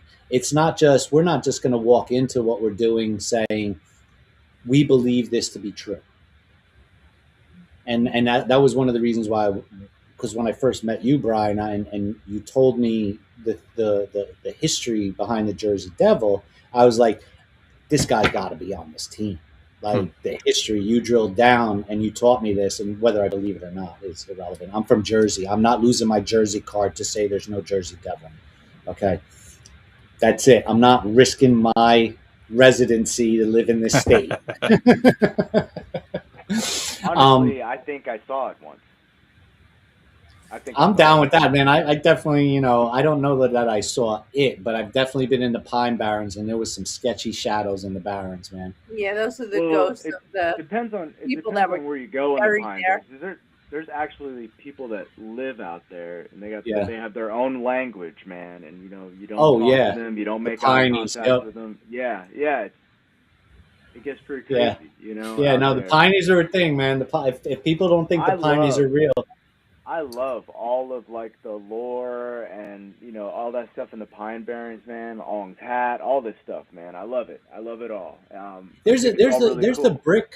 There's the old brick factory over there, which is literally like this graffiti. When I was telling you earlier, when the whole Pine Barrens went quiet, it was at the brick factory. I was at the brick factory. Yeah. We were there. Yeah, the old crash site and Tabernacle. I mean, there's so much really cool locations in the Pine Barrens that are really, really like amazing, creepy. Yeah, creepy too. Creepy. Well, I mean, listen, let's talk about that a minute too, because we know the Pine Barrens got a lot of blood in it. Yeah. 100%. Right. Yeah. 100%. And we're not just talking, the local Sopranos. settlers fighting it out. We're talking the mob, let's be real here. I'm pretty sure, and I'm just maybe kind of making this up, but I'm pretty sure that the New Jersey government isn't allowing any construction at Pine Barrens for very specific reasons. And it isn't to save the Jersey Devil. Yeah. You don't want to go out there with a metal detector. Yeah, no, for sure. I have things I've picked up, since discussing it.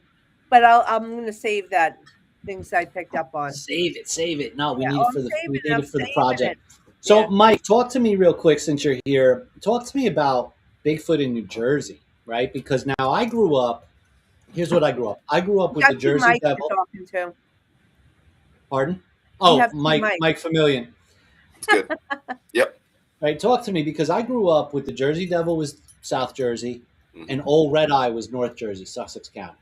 That's what I grew up with. I remember, I guess it was probably like the 70s. I was probably around 6 or 7 years old. And there was literally a radio announcement about like Bigfoot was sighted in Passaic County. Like I remember this on the radio in the car. So talk to me about the Bigfoot in New Jersey or Old Red Eye in New Jersey. Yeah, well, I started getting into Bigfoot when I was living down in Florida, and Bigfoot is big. The skunk ape is huge down there. And then I moved back to New Jersey, back home up here to Northwest New Jersey. And I thought my Bigfooting career was over. And then I started doing some research into it. And I was like, oh man, there's like a lot of reports of Bigfoot, not only in New Jersey, but up by me in the Kittatinny Mountains in Sussex and Warren counties. So I was like, wow, that's pretty interesting. So I started networking. I did actually a Bigfoot research expedition down in the Pine Barrens. Was my first little getting my feet wet with the New Jersey Bigfoot, and I just started just diving into it and started researching a whole bunch of other stuff. Sussex County up here in northwestern New Jersey has 71 current sightings of Bigfoot, which is the highest number east of the Mississippi, which I think is pretty cool. So let me ask you this though, because I see obviously. And we all see, right? We watch YouTube, we watch History Channel, we watch Travel Channel. Everybody's out in, the Sierras or the Rockies or what about New Jersey? Why don't we see people investigating more because aren't we part of the Appalachian Trail too? Yeah, we have 70 something miles of the Appalachian Trail that runs through here. Absolutely. Yeah. New Jersey's very underrated. Everybody thinks that New Jersey, and I think most of you guys that are here can agree that everybody thinks New Jersey is Newark and Jersey City and big industrial, we don't realize, like, the Pine Barrens, 1.1 million acres. That's the largest tract of undeveloped land between Maine and Florida along the eastern seaboard. Like, that's a big tract of land for something to hide in. And we're not talking about there's a whole ton of Bigfoot that live, everywhere. I think there's like 2,000 Bigfoot that live in the United States. That's just a guesstimate. But I think there's a couple family groups that live in New Jersey. So there's not the whole population of Bigfoot here is not, a bunch. You put a couple of people that are intelligent in the state of New Jersey, and you tell me or anybody to go find them, good luck, Yeah. So that's what I kind of relate to Bigfoot in New Jersey. It's, even though there's a ton of people here, there's not a whole bunch of people looking for Bigfoot, but we do have the most number of sightings. So there's something that's definitely going on here. Really? We have the most number of sightings? Yeah, east of the Mississippi, 71 sightings, which is it's crazy per county. That's the most. So there's definitely, and part of it's because I've been here researching for 10 something years now. But that's not to say that there's not been historically sightings before me. And just at the New Jersey State Fair, I set up a vending booth, because I sell like Bigfoot merchandise and stuff. And like 60 people came up to me and said, "Hey, I have seen, or I know somebody that has seen a Bigfoot from northwestern New Jersey." That's crazy. Wow. And also, here in North Bergen, New Jersey, was one of the number one hotspot for UFOs. I don't know if anyone saw that documentary on A&E. I don't know how many years ago it was, but they did a whole documentary on the Hudson County Park where a UFO landed. Yes. And it was police officers, teachers, the people that lived in the roundhouse that saw this. And when I first met my husband, he drove me through that park, and I remember it was fenced off with tape and everything. And it was this big, the grass was burnt in the perfect circle. And I remember for years it was like that. Like, I think for like 10 years, and this happened a long time before me seeing that. But it's crazy. Well, now it's gone, but like that story always stuck with me. But the documentary, like, the people were very credible, especially the cops, So we have UFOs, we have Bigfoot, Jersey Devil. We're we got it all. Place to be. We got it all. Yeah, we do have it all. We have a lot. I mean, really. I mean, I think the only thing we're just missing maybe a sea serpent. Yeah. Right? Maybe missing. I don't know. I mean, literally, we're across the water from Montauk, so who the hell knows what crawled its way over to Jersey. What's your definition of a cross there, Eric? I mean, there's water in between us and shit we're floats. Across from Peru too, But listen. Like when you grow up in New Jersey, the one thing is shit floats into the coast. Like, let's be real here. Not geography, but shit floats. It does. It sure does. That's how we explain it here in Jersey. That's a scientific Jersey explanation. Shit floats over here. Come on, you guys can't figure out the difference between pork roll and tail of ham. You've got your own battles going on. Figure it out. Well, see, I said no hot button topics, Brian. Fair. Yeah, you got me. Now you're going to be telling me there's no Central Jersey, even though it's official. I'm not touching that at all. Yeah. Because you got to be politically correct here. They made it a thing. Murphy made it a thing. So we have the same thing in my state. You probably didn't see me correct myself before when I said upstate New York when I was referring to Buffalo. I said Western New York, because if you say anything different, they will get irate. Yeah. Right. Well, listen, That's hey, right. man. Yeah. Well, it's funny you say that, because I remember saying something about Middletown, New York, to somebody about being upstate, and they just gave me this look like I killed their dog. See, that's the thing. I'm in New York City, so everything north of me is upstate to me. So that's the way I always referred to it until I, found out that there was very different localisms for. Yeah, localisms. Well, that's why I just said North Jersey. Bigfoot's in North Jersey, and the Jersey Devils in South Jersey, right? Like Central. Do you think maybe the Jersey Devil has a timeshare in Sussex? Because why does he have to stay down there? You can go. It's beautiful in North Jersey. Lots of mountains and forests and trees and trails. You've got High Point State Park. Cows. Why can't Jersey Devil go hang out there for a while?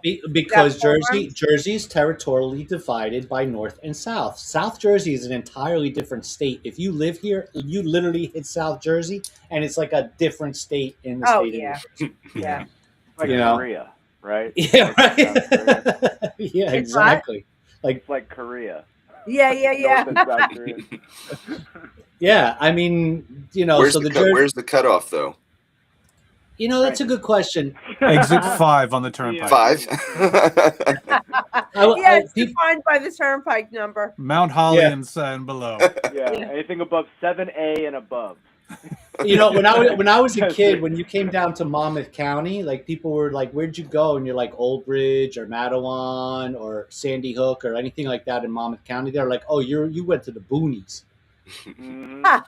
you know? Because I grew up Yeah. I was up in Paterson, North Jersey. Like, "Oh, where'd you go this summer?" And like, if you said the Jersey Shore, everybody at that point was Point Pleasant down. Yeah. Right? That's the Jersey Shore, right? Yeah.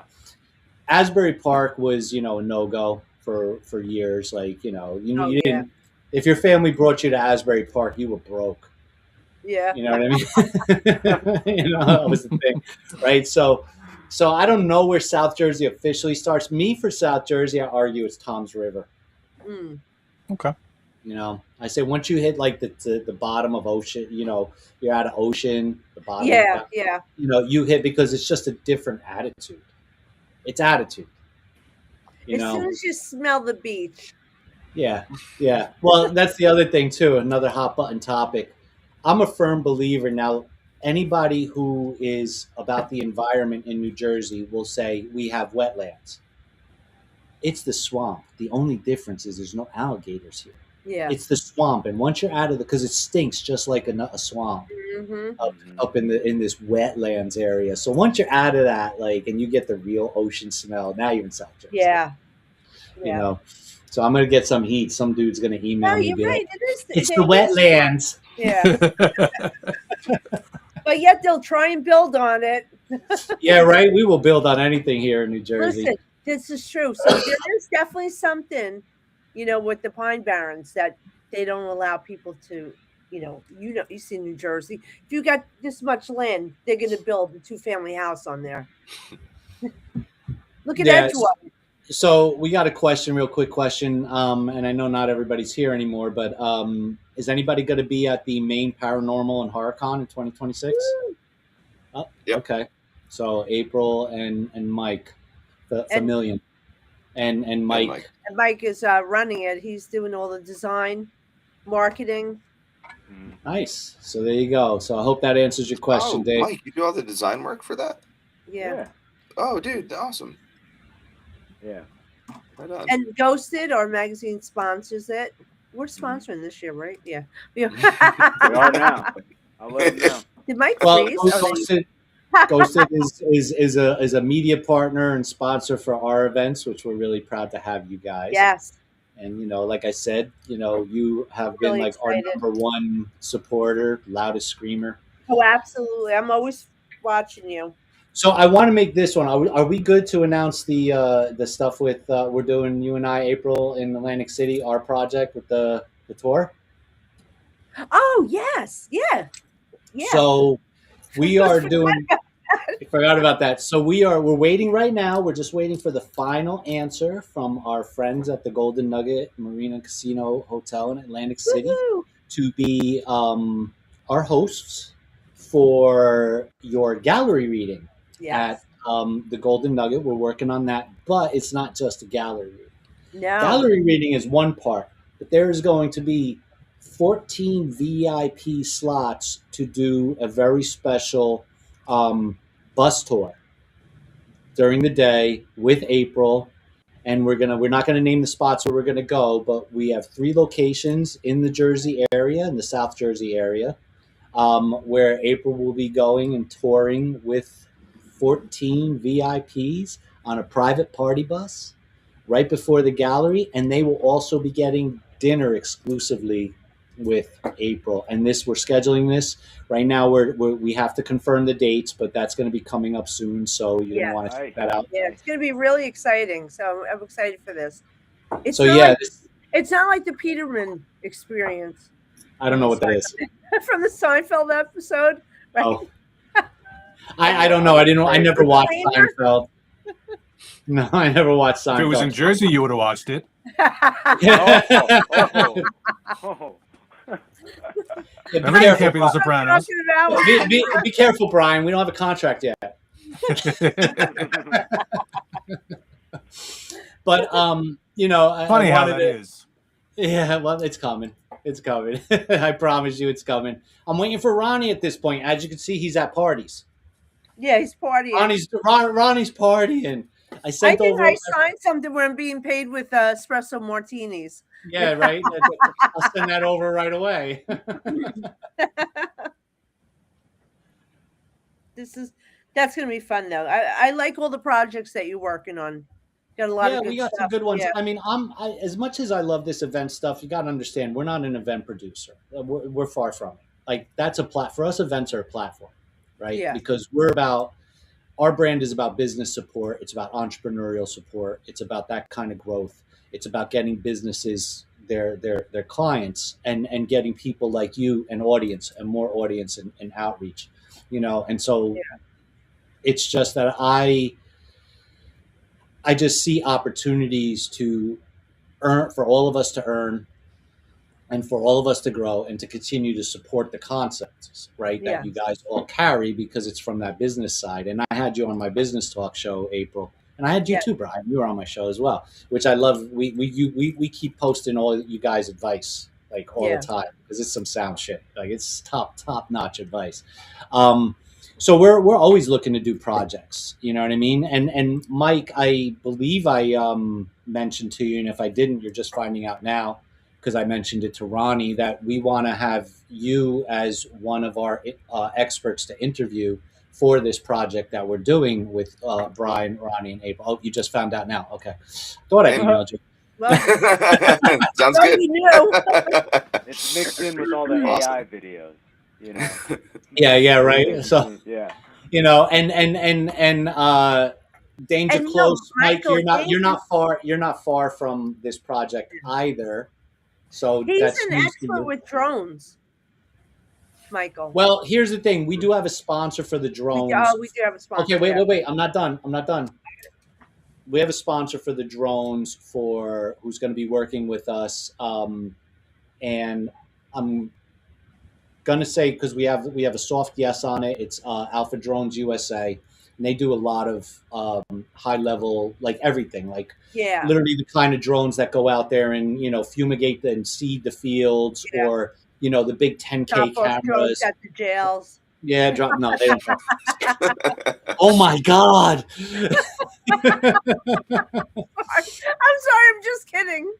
Yeah, no. So they'll do a lot of stuff. So we're going to work with them for the radio photogrammetry. We're going to work with them with the big 10K stuff and 8K stuff.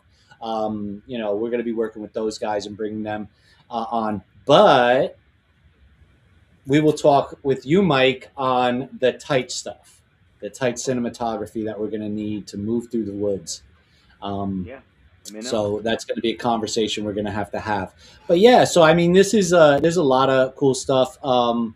David Alcott, again, if anyone wants to talk with me, work with Shenanigans LLC. I don't know, David, you got to hook me up with a better description than Shenanigans LLC. Sorry. Call it like I say it, so shoot me something. Email or text me, Mike, and we'll get it up there and out for everybody. So I don't want to keep anybody too much longer because I don't want to belabor anything with you guys. I mean, because I could bullshit all day. I like to hear myself talk. But I do want to say something. Brian, I could see on the back shelf there you have Man, Myth, and Magic. Yes. So sad story. My mother had those and gave them to me, and I lived in a house. And when we moved out, I left the box in the attic with a bunch of stuff. It's been one of those things I've been trying to find a collection to buy one day. That book, that right there, those books, Man, Myth, and Magic, they were a Time Life book, or they were something else. I can't remember. They were something else. Time Life, I think, had Mysteries of the Unexplained. Right.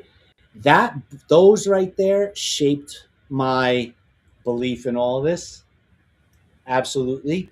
And then also too, I don't know if Mike Vermillion, I think you'll appreciate this.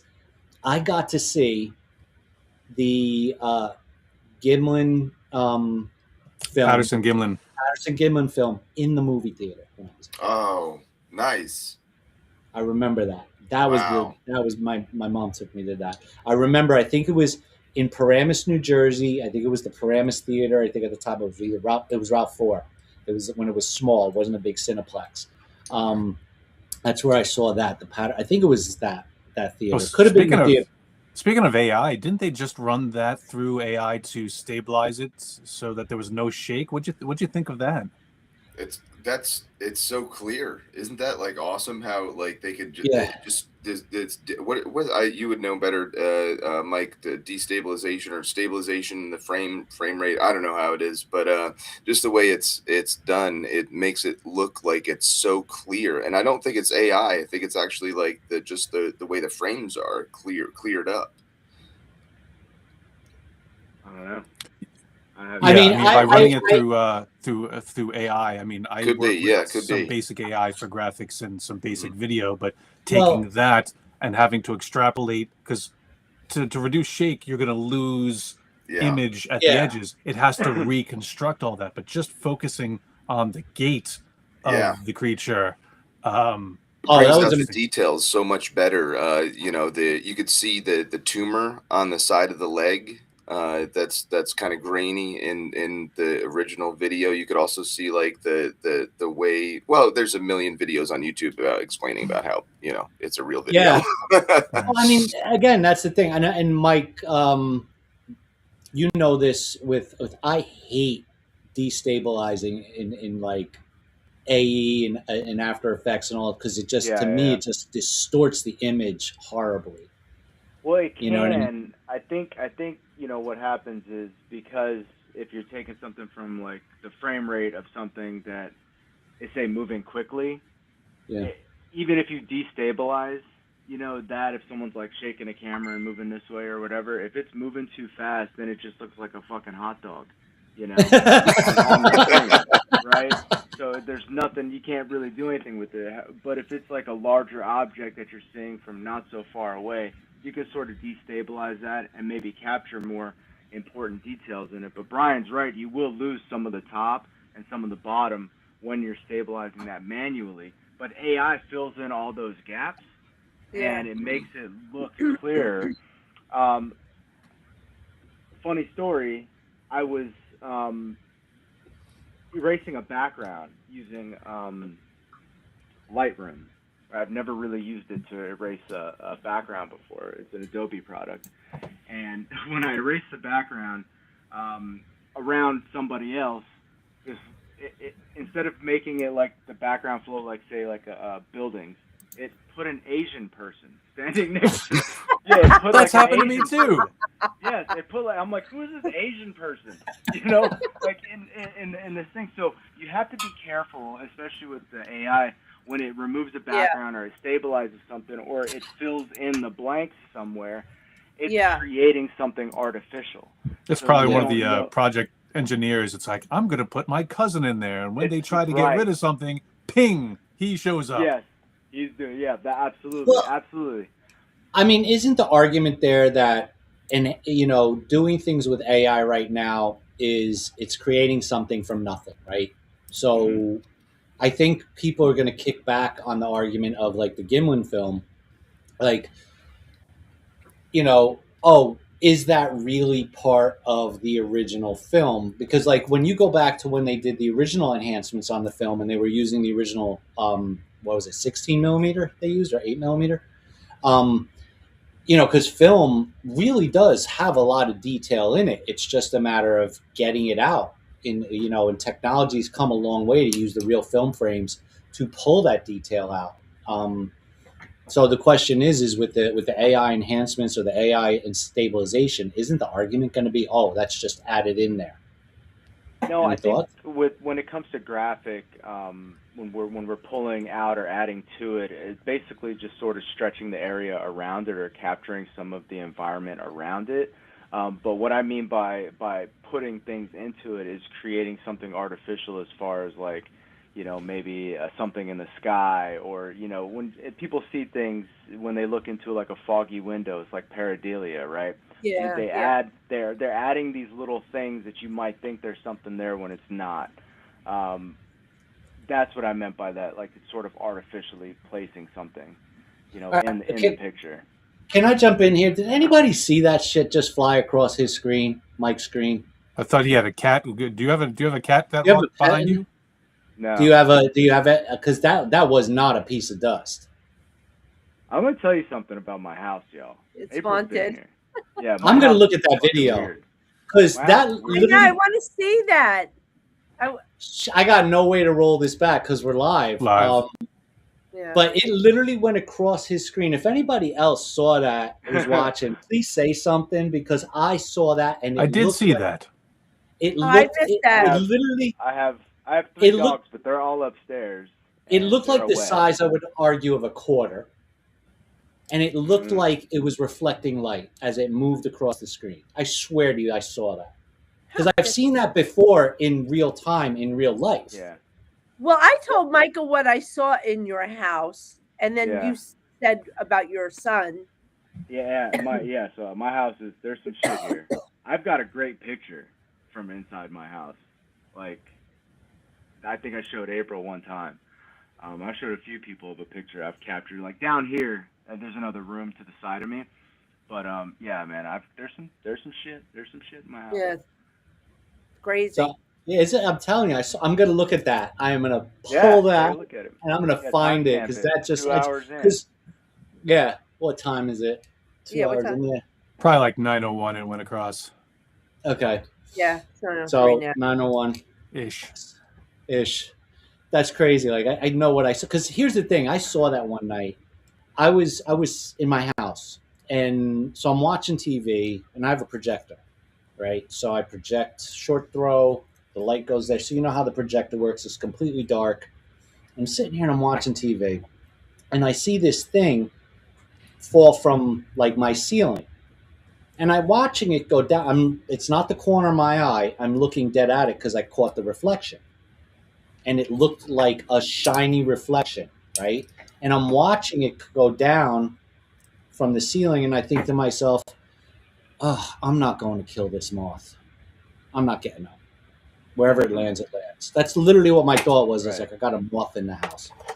So I look again, like as it's coming down, and it gets a little lower, and it disappears. And then I'm like, "Where did that go?" So I take my phone light and I shine it where I think it was supposed to be, and there's nothing there. Now I got the lights on in the house. I'm going through the whole house looking for a shiny moth. Like what? And what I just saw now go across your screen was the identical thing I saw in my place. So you got either a moth or something. Mothman. Micro size. So Mini man. So yeah, so you guys, Brian, you're going to be at AlterCon with the History of the Paranormal Museum, and we have an awesome VIP experience with you, where prior to the event, only 10 people are going to get an opportunity for you to host them prior to the event. So no other people standing around, no other looky-loos, no other people in the room. It's just you and the guests. And you're going to give them a direct private tour. And we know you already tour your facility, your program, but this is exclusive, right? So they're going to get that pre-show opportunity. And then April, we have with you, you're going to be doing private readings. Yeah. Private readings. Is it me and Patty together, or? Well, you and Patty are doing the gallery during the day. So that's the all access. But the VIP private readings, that's going to be you. And then Mike, you're going to be at the show with your exhibition, and we have you speaking at the event as well, which is really exciting under the all access. But anybody who gets a premier VIP with any of you guests or any of our other guests, they get to come to our premier VIP party the night before, which is exclusive just for our VIPs, our celebrity guests, our staff, It's the only time my staff is allowed to get drunk and not get fired. And our exhibitors, right? This is the exhibitors too, because we want to show appreciation, because we know without you guys, there's no event, right? So we want to show appreciation to you guys, and we are going to have actually who we have dubbed the psychic minimum, not medium, psychic minimum, and the cocktail whisperer, Madame Garbage. She is a Jersey staple, and she is Jersey. I can assure you that. And then we're gonna have Irene Akelos. I think I butchered your name, Irene. I'm sorry. And Leah McCain, and they are going to be doing at our premier VIP party a sketch gallery, a psychic sketch gallery, which is going to be interesting. I'm going to make sure and tell all the spirits following me with my little secrets: do not come. Don't want you there. Stay away. There's people drawing pictures. I don't want them to pick up on my shit.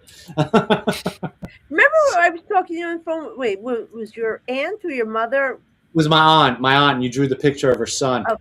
And yeah.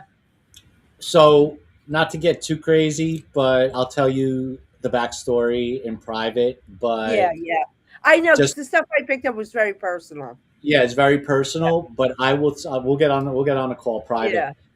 All I'm gonna say is spot fucking on. Like, again, blown away. So Brian, I am again. Thanks for meeting me in Atlantic City. It was good catching up with you there. It was awesome to talk to you, and I'm really looking forward to not just you being at our event, but our project, our big project next year with Ronnie and the rest of the team. And I'm excited to see what else we could do, because I'm going to rope you into the bus tour as well. Just saying. You're going to we're going to work on. I'm going to work on a bus tour, exclusive bus tour with you, Brian. For sure. Get on the bus. Get on the bus, private bus. We signed a deal, by the way, with Kismet Proclivities. They're called. They do private bus companies. They have a private bus company for private limos and service, and we signed a partnership deal with them. So we have a bus. We have a couple buses now. We have a bus now. We have a bus now. They have a cave troll. And danger close, Mike. We are going to definitely have to talk more about what we can do and have you on board. I definitely got to get to see some of your drone videos, because I have a vision, and I really want to see that shit happen for our project. And then Mr. Old Red Eye here in the shadow, Old Red Eye, Mike Vermillion. I'm excited to work with you as well. And of course, I reached out to you about doing something at our AltarCon, but I don't want to put the pressure on you, but we got a bus now. I'm just saying. So we'll figure it out. Figure it out. Love it. So anybody's got any books or anything they want to plug before we drop off? Brian. Sure, why not? GhostofMagazine.com. Get ready for our next issue that we're working on. Right. And Brian, I know you have a book, right? I do. It's here somewhere. I'm an only child, so I only wrote one book. It's called Grains of Sand, Tales of a Paranormal Life. You could get it on Amazon, and I'll get like 5 cents from it. So, check it out. And where can people subscribe to Ghost of Magazine? Just go to ghostofmagazine.com. Okay. Yeah. And Amazon, we get your book, Brian, and then there it is. There it is. Grains of Sand, Tales of a Paranormal Life. There it is. It's a great picture. It's a great picture. Linda took that. Do I have that in? I don't know if you sent me that one. This picture, I did not. No, I sent you probably some other pictures. Because I'm gonna need some good pictures, good photos for the material for the project we're working on. I like that photo. Copy that.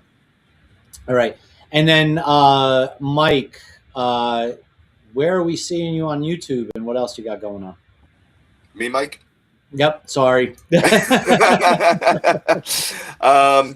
YouTube is In the Shadow of Big Red Eye. Shadowofredeye.com is the website, and I'm going on tour next year with my Beyond the Footprints tour, coming to a city. I'm going Maine to Florida to just found out that I'm going to be in Indiana, Michigan next year. So all over Cool.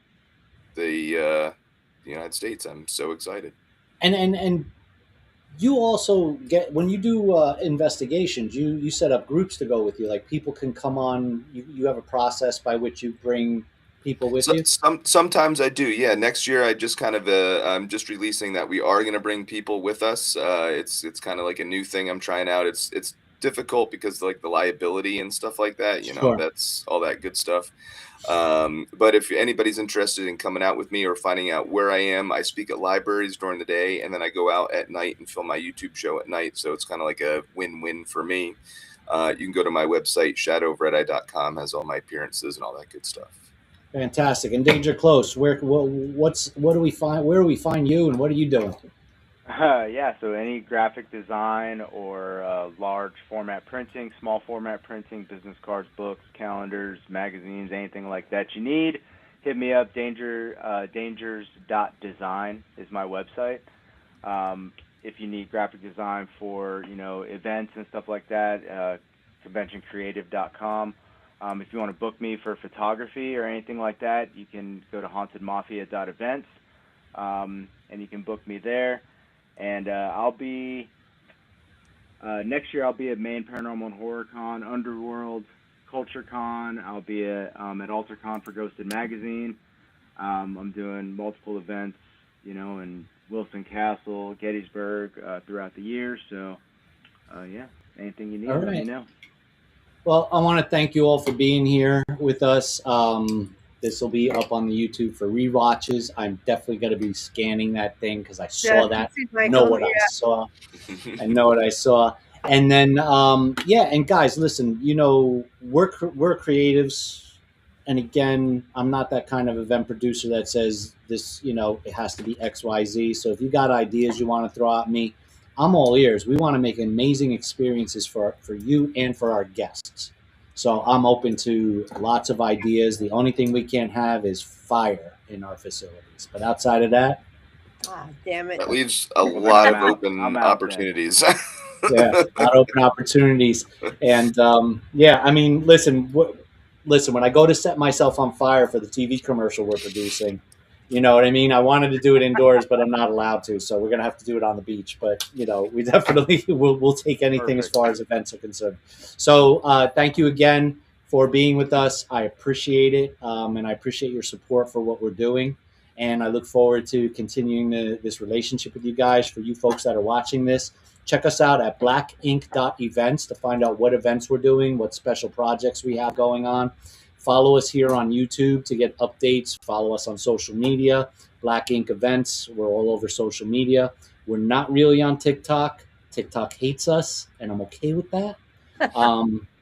Really am, not gonna lie. But yeah, we're here on YouTube, Facebook, Instagram. Those are our favorites. Follow us here. Follow these folks on their channels and their platforms. And thank you guys for being here with me. I really appreciate for this short notice. And I'm hopefully we're gonna do another. Hopefully this is a thing, Paranormal Jam Session. I hope to make it a thing. I think it could be a thing. Could be. Definitely. Could be. Maybe. All right. You guys have a great night. And again, thank you so much. All right. See ya. Take care. See ya. Bye.